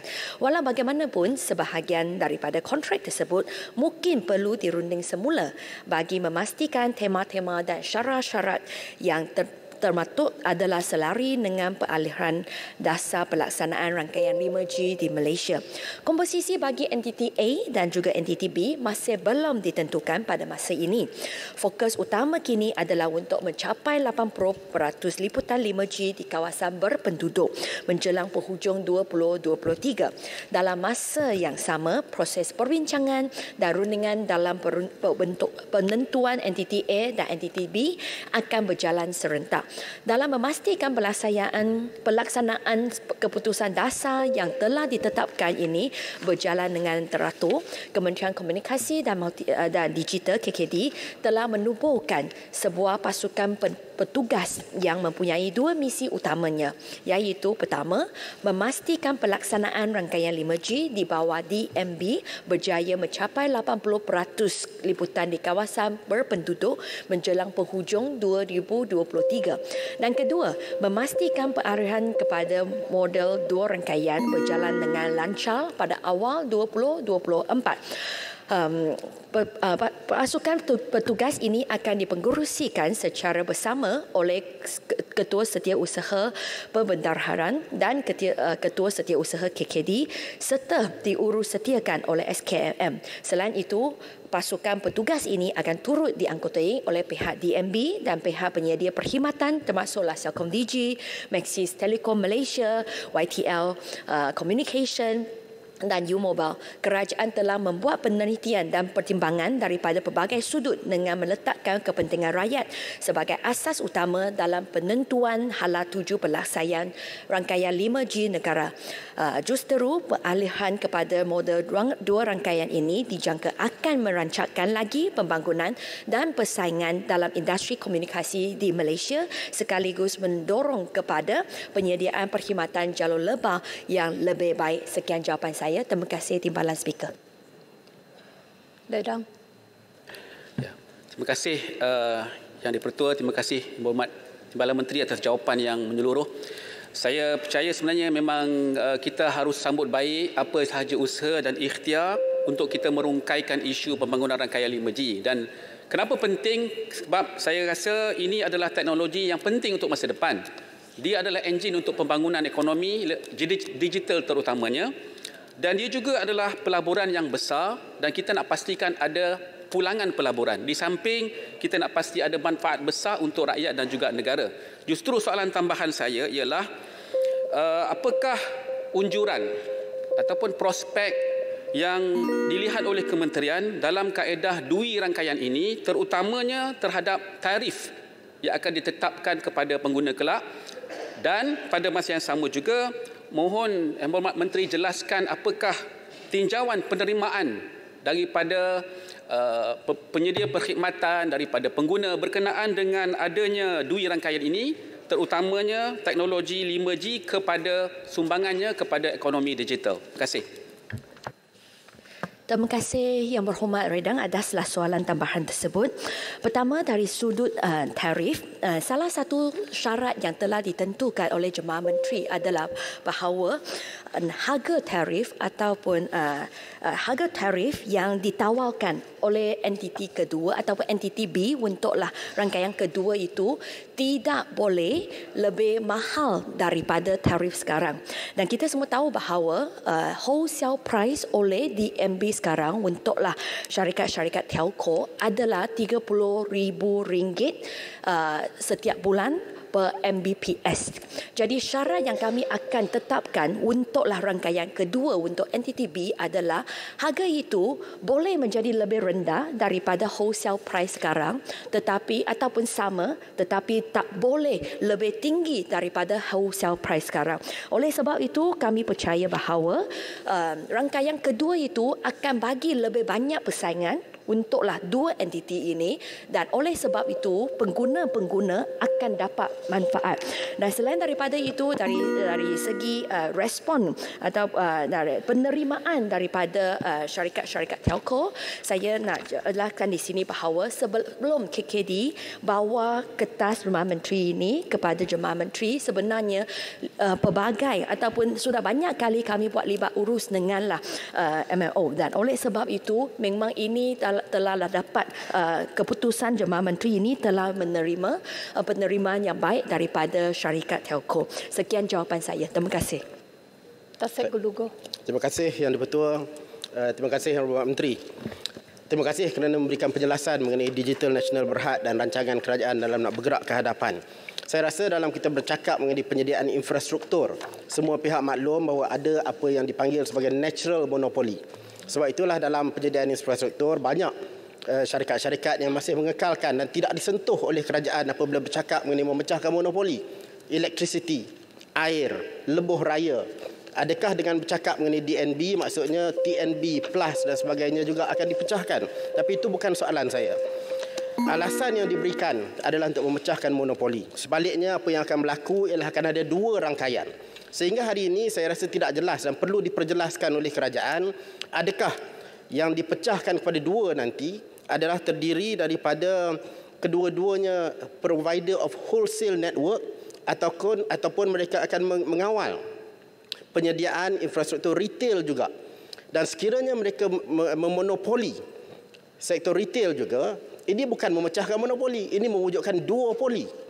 Dan kalau sekiranya kita meneruskan model ini, seperti mana yang ditunjukkan oleh Bagan tadi, direstui oleh Yang di-Pertua, saya nak mengatakan bahawa kerajaan Anwar Ibrahim ini akan mewujudkan duopoli yang direstui oleh kerajaan.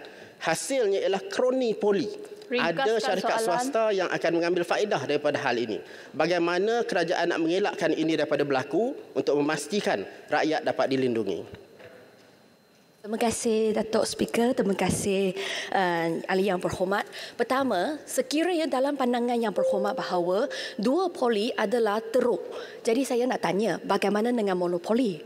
Kalau kita cakap bahawa ada dua pembekal perkhidmatan masih tak cukup baik, kenapa kita pada zaman apabila di sebelah sana duduk di sini mengizinkan monopoli diwujudkan? Kalau duopoli adalah teruk, bukan ke monopoli adalah itu lebih teruk oleh kerajaan, biar saya bukan jawab syarikat Yang swasta. Berhormat. Biar ada saya beza jawab. pemilikan kerajaan dan juga pemilikan swasta. Ini flow saya untuk jawab, boleh? Okey. Dan saya kira di sini saya nak jelaskan bahawa tadi tanya saya jawablah balik. Ini flow saya Yang Berhormat.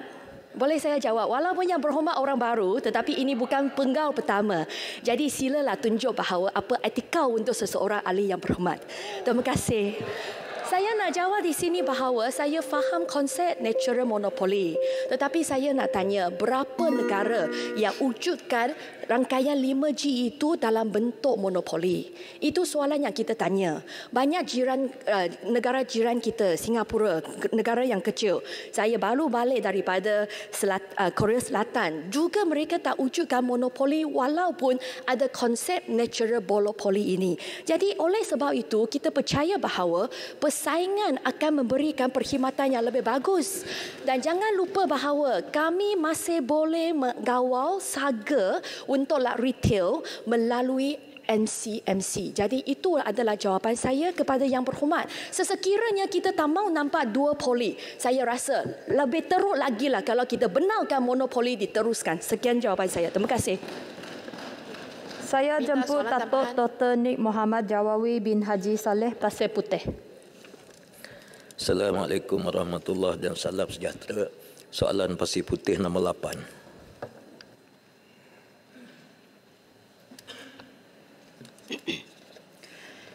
Terima kasih Yang Berhormat. Tuan Yang di-Pertua, terdapat 3 soalan dalam satu soalan yang dikemukakan oleh Yang Berhormat Pasir Putih dan saya akan menjawab satu persatu. Pertamanya berkenaan dengan prestasi semasa Dasar Keusahawanan Nasional 2030 DKN 2030. Tuan Yang di-Pertua, berdasarkan statistik yang dikeluarkan oleh Jabatan Perangkaan Malaysia, DOSM, perusahaan mikro, kecil dan sederhana PMKS mencatatkan sumbangan kepada KDNK negara sebanyak 37.4% pada tahun 2021 bersamaan dengan ringgit Malaysia 518.1 bilion dengan nilai ekspor sebanyak 11.7% yang mana adalah bersamaan dengan 124.3 bilion dan guna tenaga sebanyak 47.8% bersamaan dengan ringgit Malaysia 7.31 juta.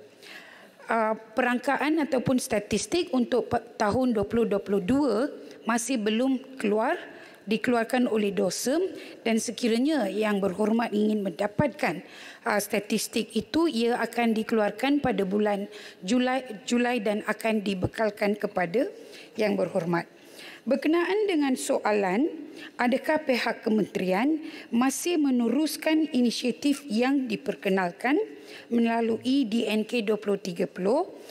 Jawapannya adalah Kementerian Pembangunan Usahawan dan Koperasi KUSKOP komited untuk meneruskan inisiatif yang diperkenalkan melalui Dasar Keusahawanan Nasional 2030 atau DKN 2030, kerana strategi dan inisiatif yang dirangka adalah bersifat holistik dan kekal relevan mengambil kira keperluan semasa pembangunan negara.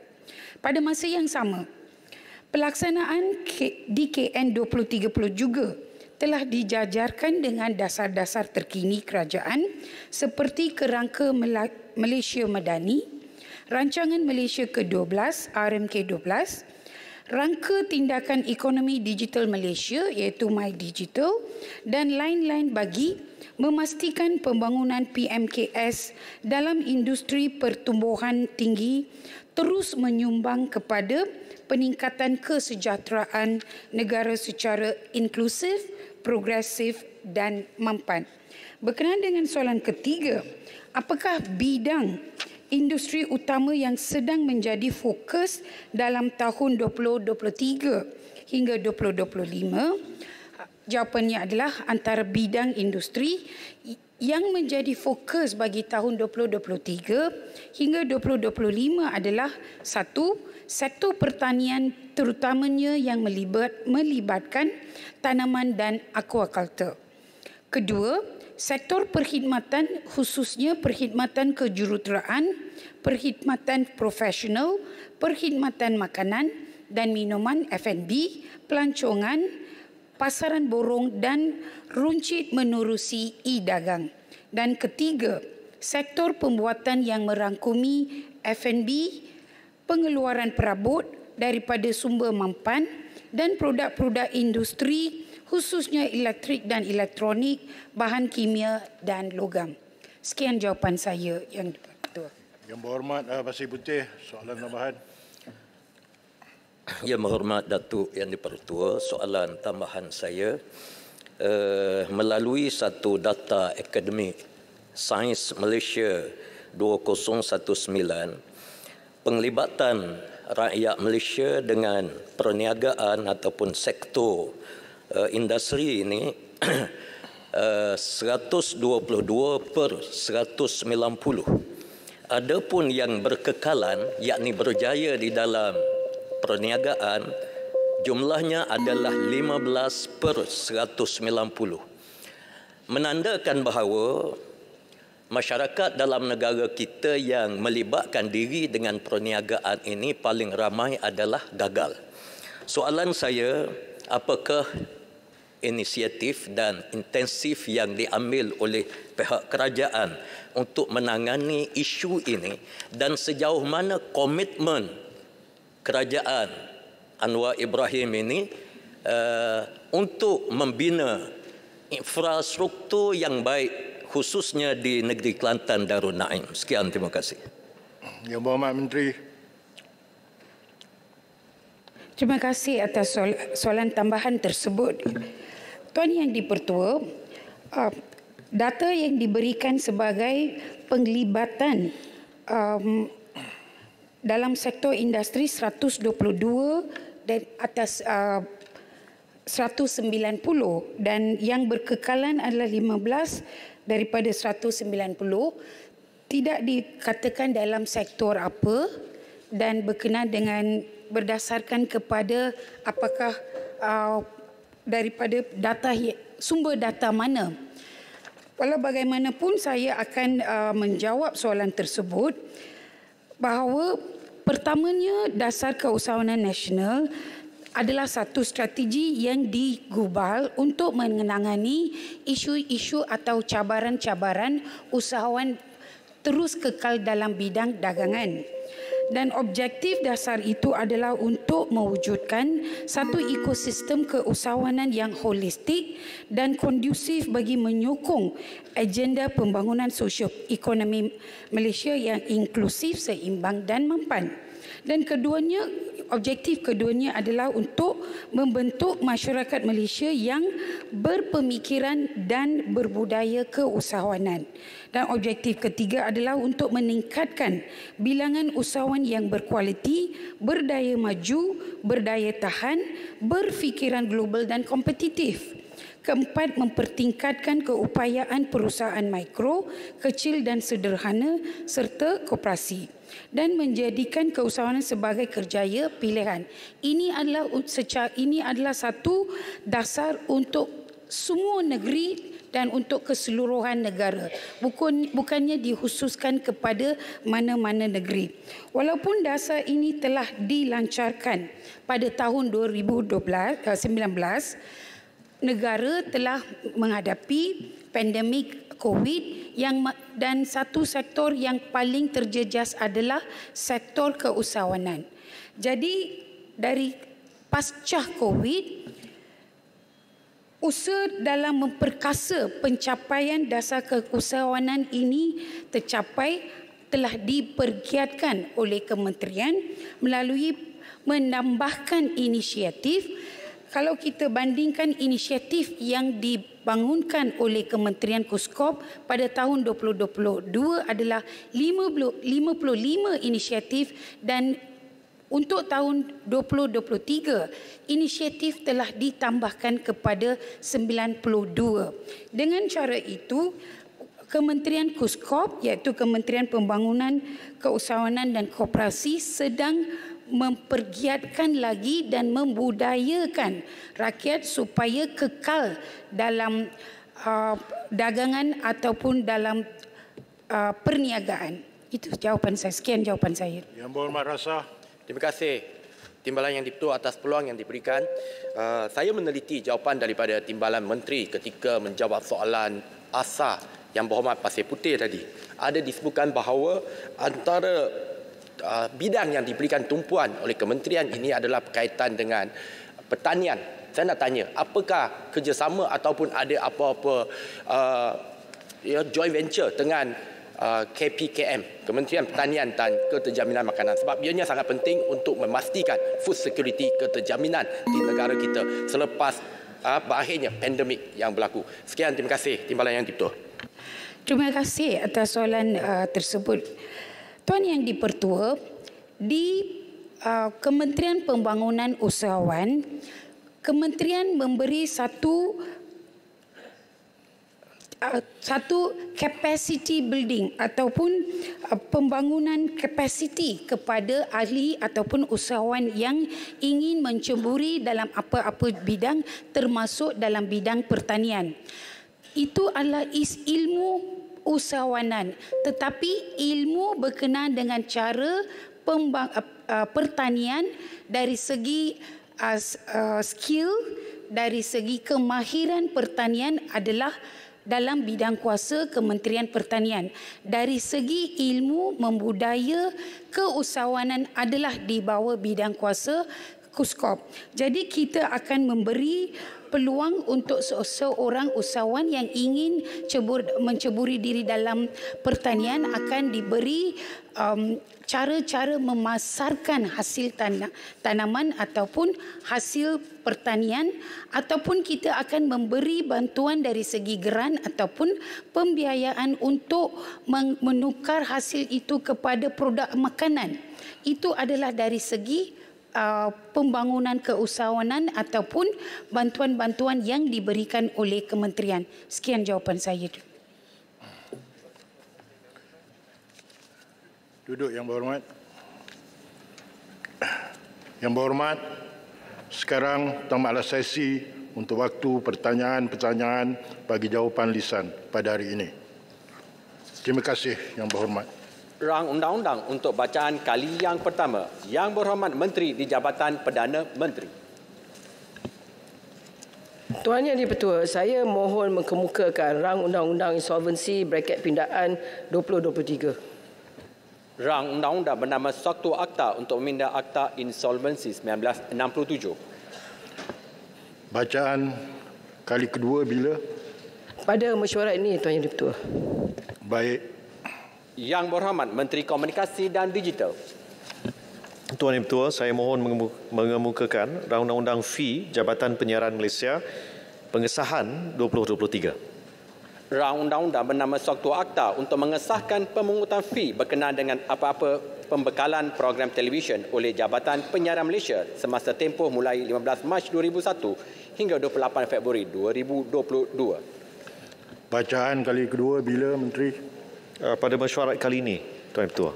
Baik.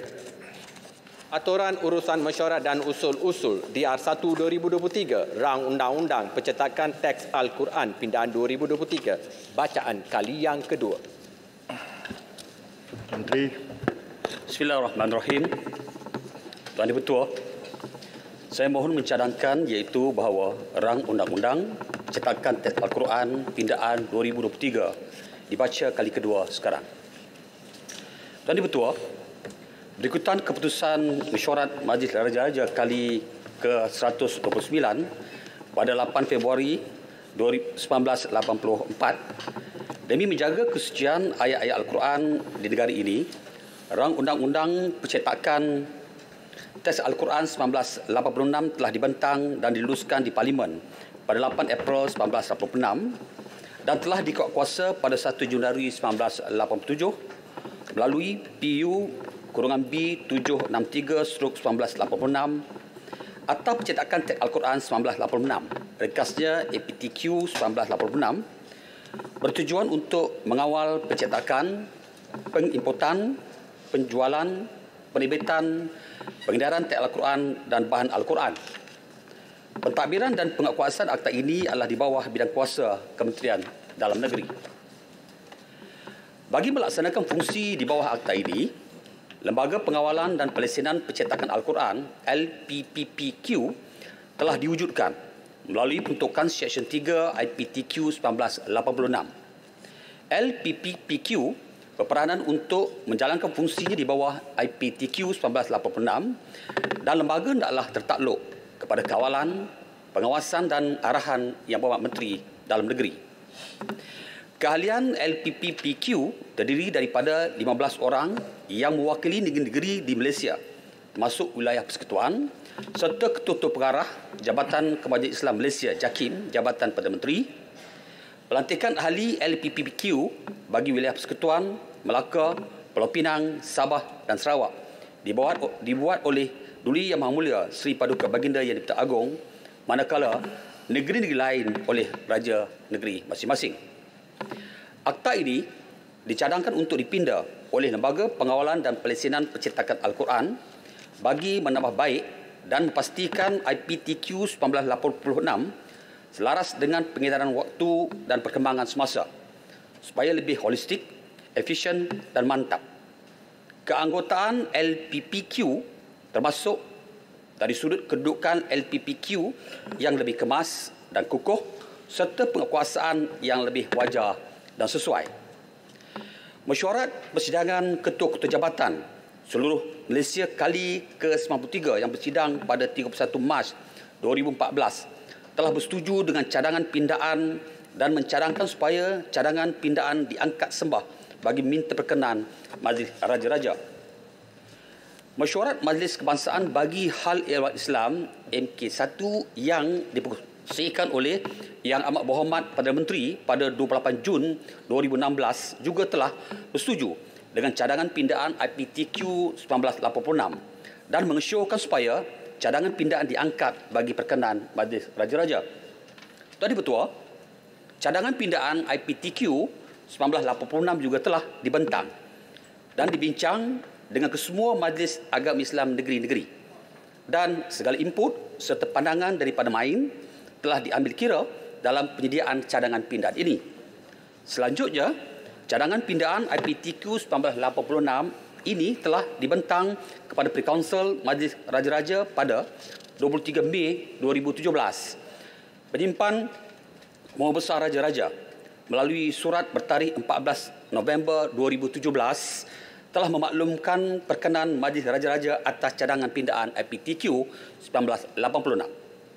Setelah mendapat perkenan daripada Majlis Raja-Raja, draft cadangan pindaan IPTQ 1986 telah dikemukakan kepada Jabatan Peguam Negara pada 25 Januari 2018 untuk semakan dan kelulusan sebelum dikemukakan kepada Jemaah Menteri untuk dipertimbangkan. Namun, pelaksanaan cadangan pindaan IPTQ 1986 ini tertangguh ekoran daripada perubahan kerajaan dan pemerintah pada tahun 2018. Pada 1 September 2020, cadangan pindaan IPTQ 1986 ini telah diteruskan semula atas arahan Yang Berhormat Menteri Dalam Negeri yang baru. Yang Berhormat Menteri Dalam Negeri juga telah meminta agar Majlis Raja-Raja disembah maklum mengenai kedudukan terkini pindaan IPTQ 1986 semasa Majlis Mesyuarat Raja-Raja ke-257.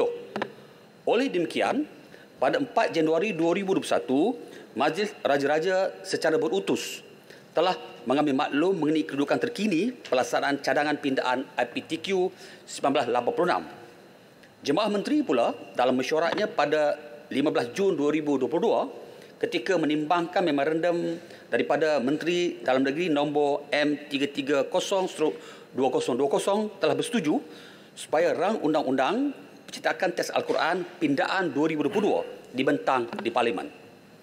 RUU ini telah berjaya dibaca untuk kali pertama pada 19 Julai 2022.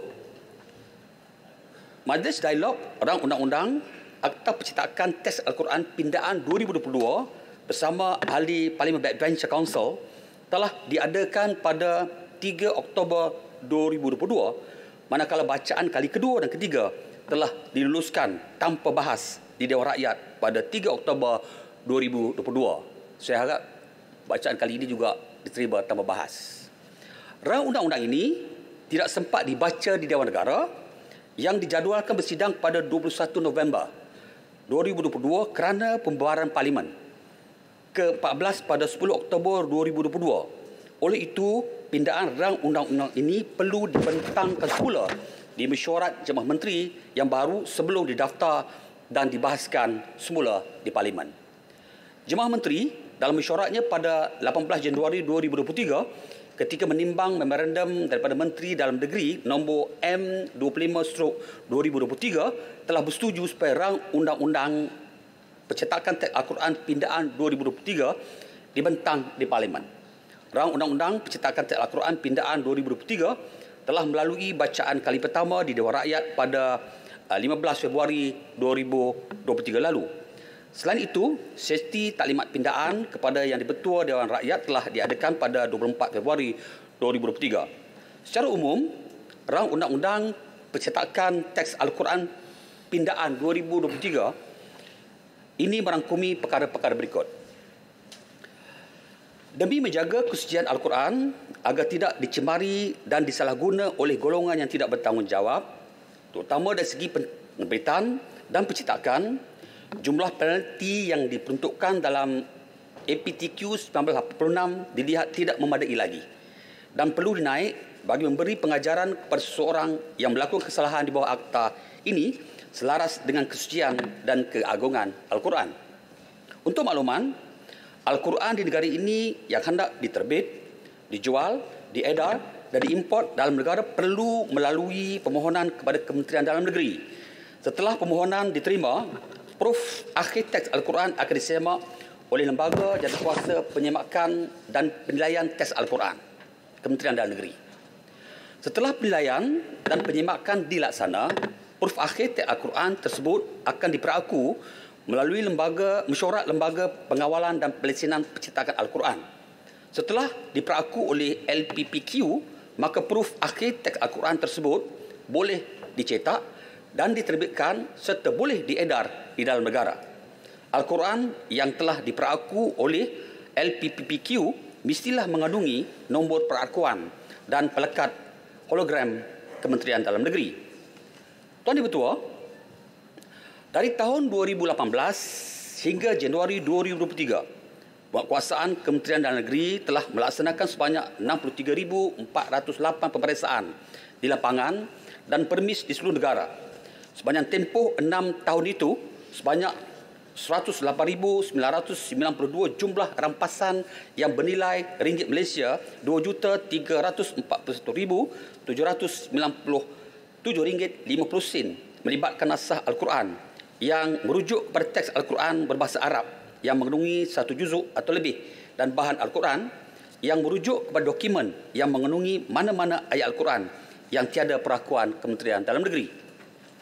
Dalam tempoh yang sama, sebanyak 50,356 pemeriksaan dan operasi di pintu masuk telah dilaksanakan dan sebanyak 894,071 konsainan dan bungkusan telah diperiksa dengan nilai rampasan melalui pintu masuk negara berjumlah ringgit Malaysia RM4,129,970.30 yang melibatkan sebanyak 63,185 penahanan naskah Al-Quran dan bahan Al-Quran yang tiada perakuan Kementerian Dalam Negeri.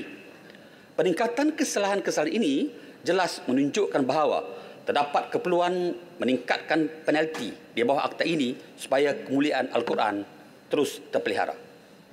Buat masa ini, dalam APTQ 1986, naskah Al-Quran versi tulisan Braille tidak dimasukkan dalam akta.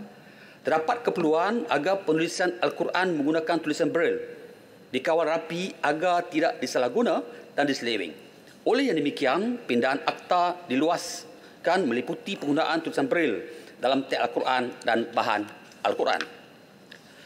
Tiada peruntukan juga yang dinyatakan dalam akta APTQ 1986 mengenai kuasa pegawai awam, iaitu penguatkuasa Kementerian Negeri khasnya untuk menjalankan siasatan bagi kesalahan di bawah akta ini. Ini menyebabkan pegawai-pegawai penguatkuasa tidak boleh menjalankan siasatan bagi mana-mana kesalahan di bawah akta ini. Amalan sedia ada, segala siasatan bagi kes di bawah APTQ 1986 akan dirujuk kepada pihak Polis Diraja Malaysia untuk siasatan lanjut sebelum pihak Timbalan Padanraya memutuskan tindakan selanjutnya. Akta sedia ada tidak memberi kuasa bagi pihak kementerian untuk melaksanakan kompaun bagi kesalahan di bawah APTQ 1986. Justru, nilai kompaun ditetapkan dengan amaun yang tidak melebihi 50% amaun denda maksimum. Kaedah ini adalah langkah segera untuk pelaksanaan penguatkuasaan bersifat kawalan dengan mengkompaun mereka yang melakukan kesalahan sebelum suatu pertuduhan dimulakan di bawah akta ini, dan bagi menambah baik tabik urus Lembaga Pengawalan dan Pelaksanaan Percetakan Al-Quran, beberapa cadangan penambahbaikan diadakan khususnya tempoh lantikan ahli lembaga sepanjang menjalankan tugasan di bawah APTQ 1986 ini. Wujudnya pelantikan ahli silih ganti agar quorum mesyuarat dipenuhi bagi mendapat keputusan yang lebih cepat dan efisien. Selain itu, sebelum ini, lembaga tidak dilindungi daripada apa juga tindakan semasa menjalankan tugas serta tiada seksyen yang jelas untuk mereka mengeluarkan apa jua arahan serta garis panduan bagi mengawasi akta ini. Lembaga juga diberi tanggungjawab bagi memastikan kaedah penulisan ditentukan melalui tulisan Rams Osnami dalam penulisan teks Al-Quran di Malaysia. Maka, dengan pindahan ini mampu mantapkan pengurusan lembaga.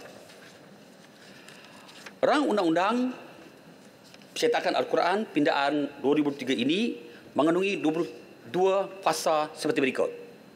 Fasa 1 memperuntukkan bagi perkara yang berhubung dengan tajuk ringkas akta dan tarikh permulaan kuasa. Fasa 2 bertujuan meminda Seksyen 2 Akta 326 dengan memasukkan tulisan Braille selain tulisan bahasa Arab. Fasa 3, 4, 6, 16 dan 18 bertujuan untuk meminda Seksyen 3, Seksyen 6, Seksyen 7, Seksyen 15 dan Seksyen 18 untuk memantapkan lembaga termasuk tempoh lantikan, penetapan anggota silih ganti, tata kelola pengurusan lembaga serta kuasa lembaga adalah untuk menolak mana-mana penulisan selain kaedah penulisan yang telah ditentukan oleh lembaga. Fasal 5, 6, 7, 8, 9, 10, 11, 12, 13 dan 14 bertujuan untuk meningkatkan kadar denda dengan meminda Seksyen 15, Seksyen 5, Seksyen 6, Seksyen 7, Seksyen 8, Seksyen 9, Seksyen 10, Seksyen 11, Seksyen 13 dan Seksyen 14. Seksyen ini adalah berkaitan meningkatkan kadar denda dan penjara iaitu dari RM5,000 hingga RM20,000 atau 1 tahun ke 5 tahun penjara kepada denda tidak melebihi RM RM50,000 atau 5 tahun penjara. Pasal 15 bertujuan untuk memasukkan seksyen baru 14A ke dalam Akta 326 berkenaan kuasa untuk menyiasat apa-apa kesalahan di bawah akta ini diberikan kepada mana-mana pegawai awam yang diberi kuasa secara bertulis oleh Majlis Agama Islam satu negeri atau wilayah persekutuan. Fasal 16 bertujuan meminda subseksyen 15-1 dengan memberi mahkamah kuasa untuk pelucutan hak.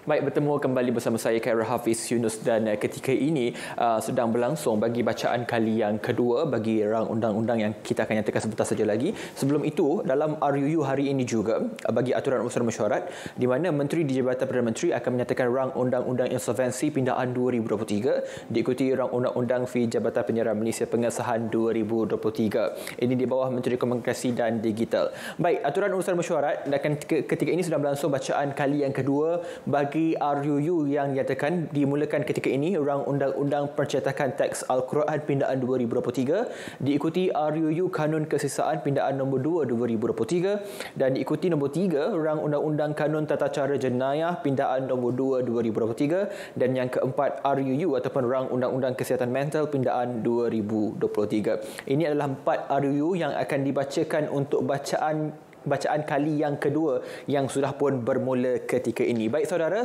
siaran di TV1 akan ditangguhkan ketika ini dan akan diteruskan di saluran berita RTM Main TV dan anda juga boleh tonton kami secara penstreaman langsung di 3 pautan yang kami sediakan, termasuklah anda boleh muat turun aplikasi RTM Klik di telefon pintar anda untuk tontonan yang lebih komprehensif dan juga lebih menyeluruh, dan boleh teruskan siaran kami di saluran berita RTM 123 di My TV. Jadi sekian saja di TV1. Assalamualaikum, jumpa lagi.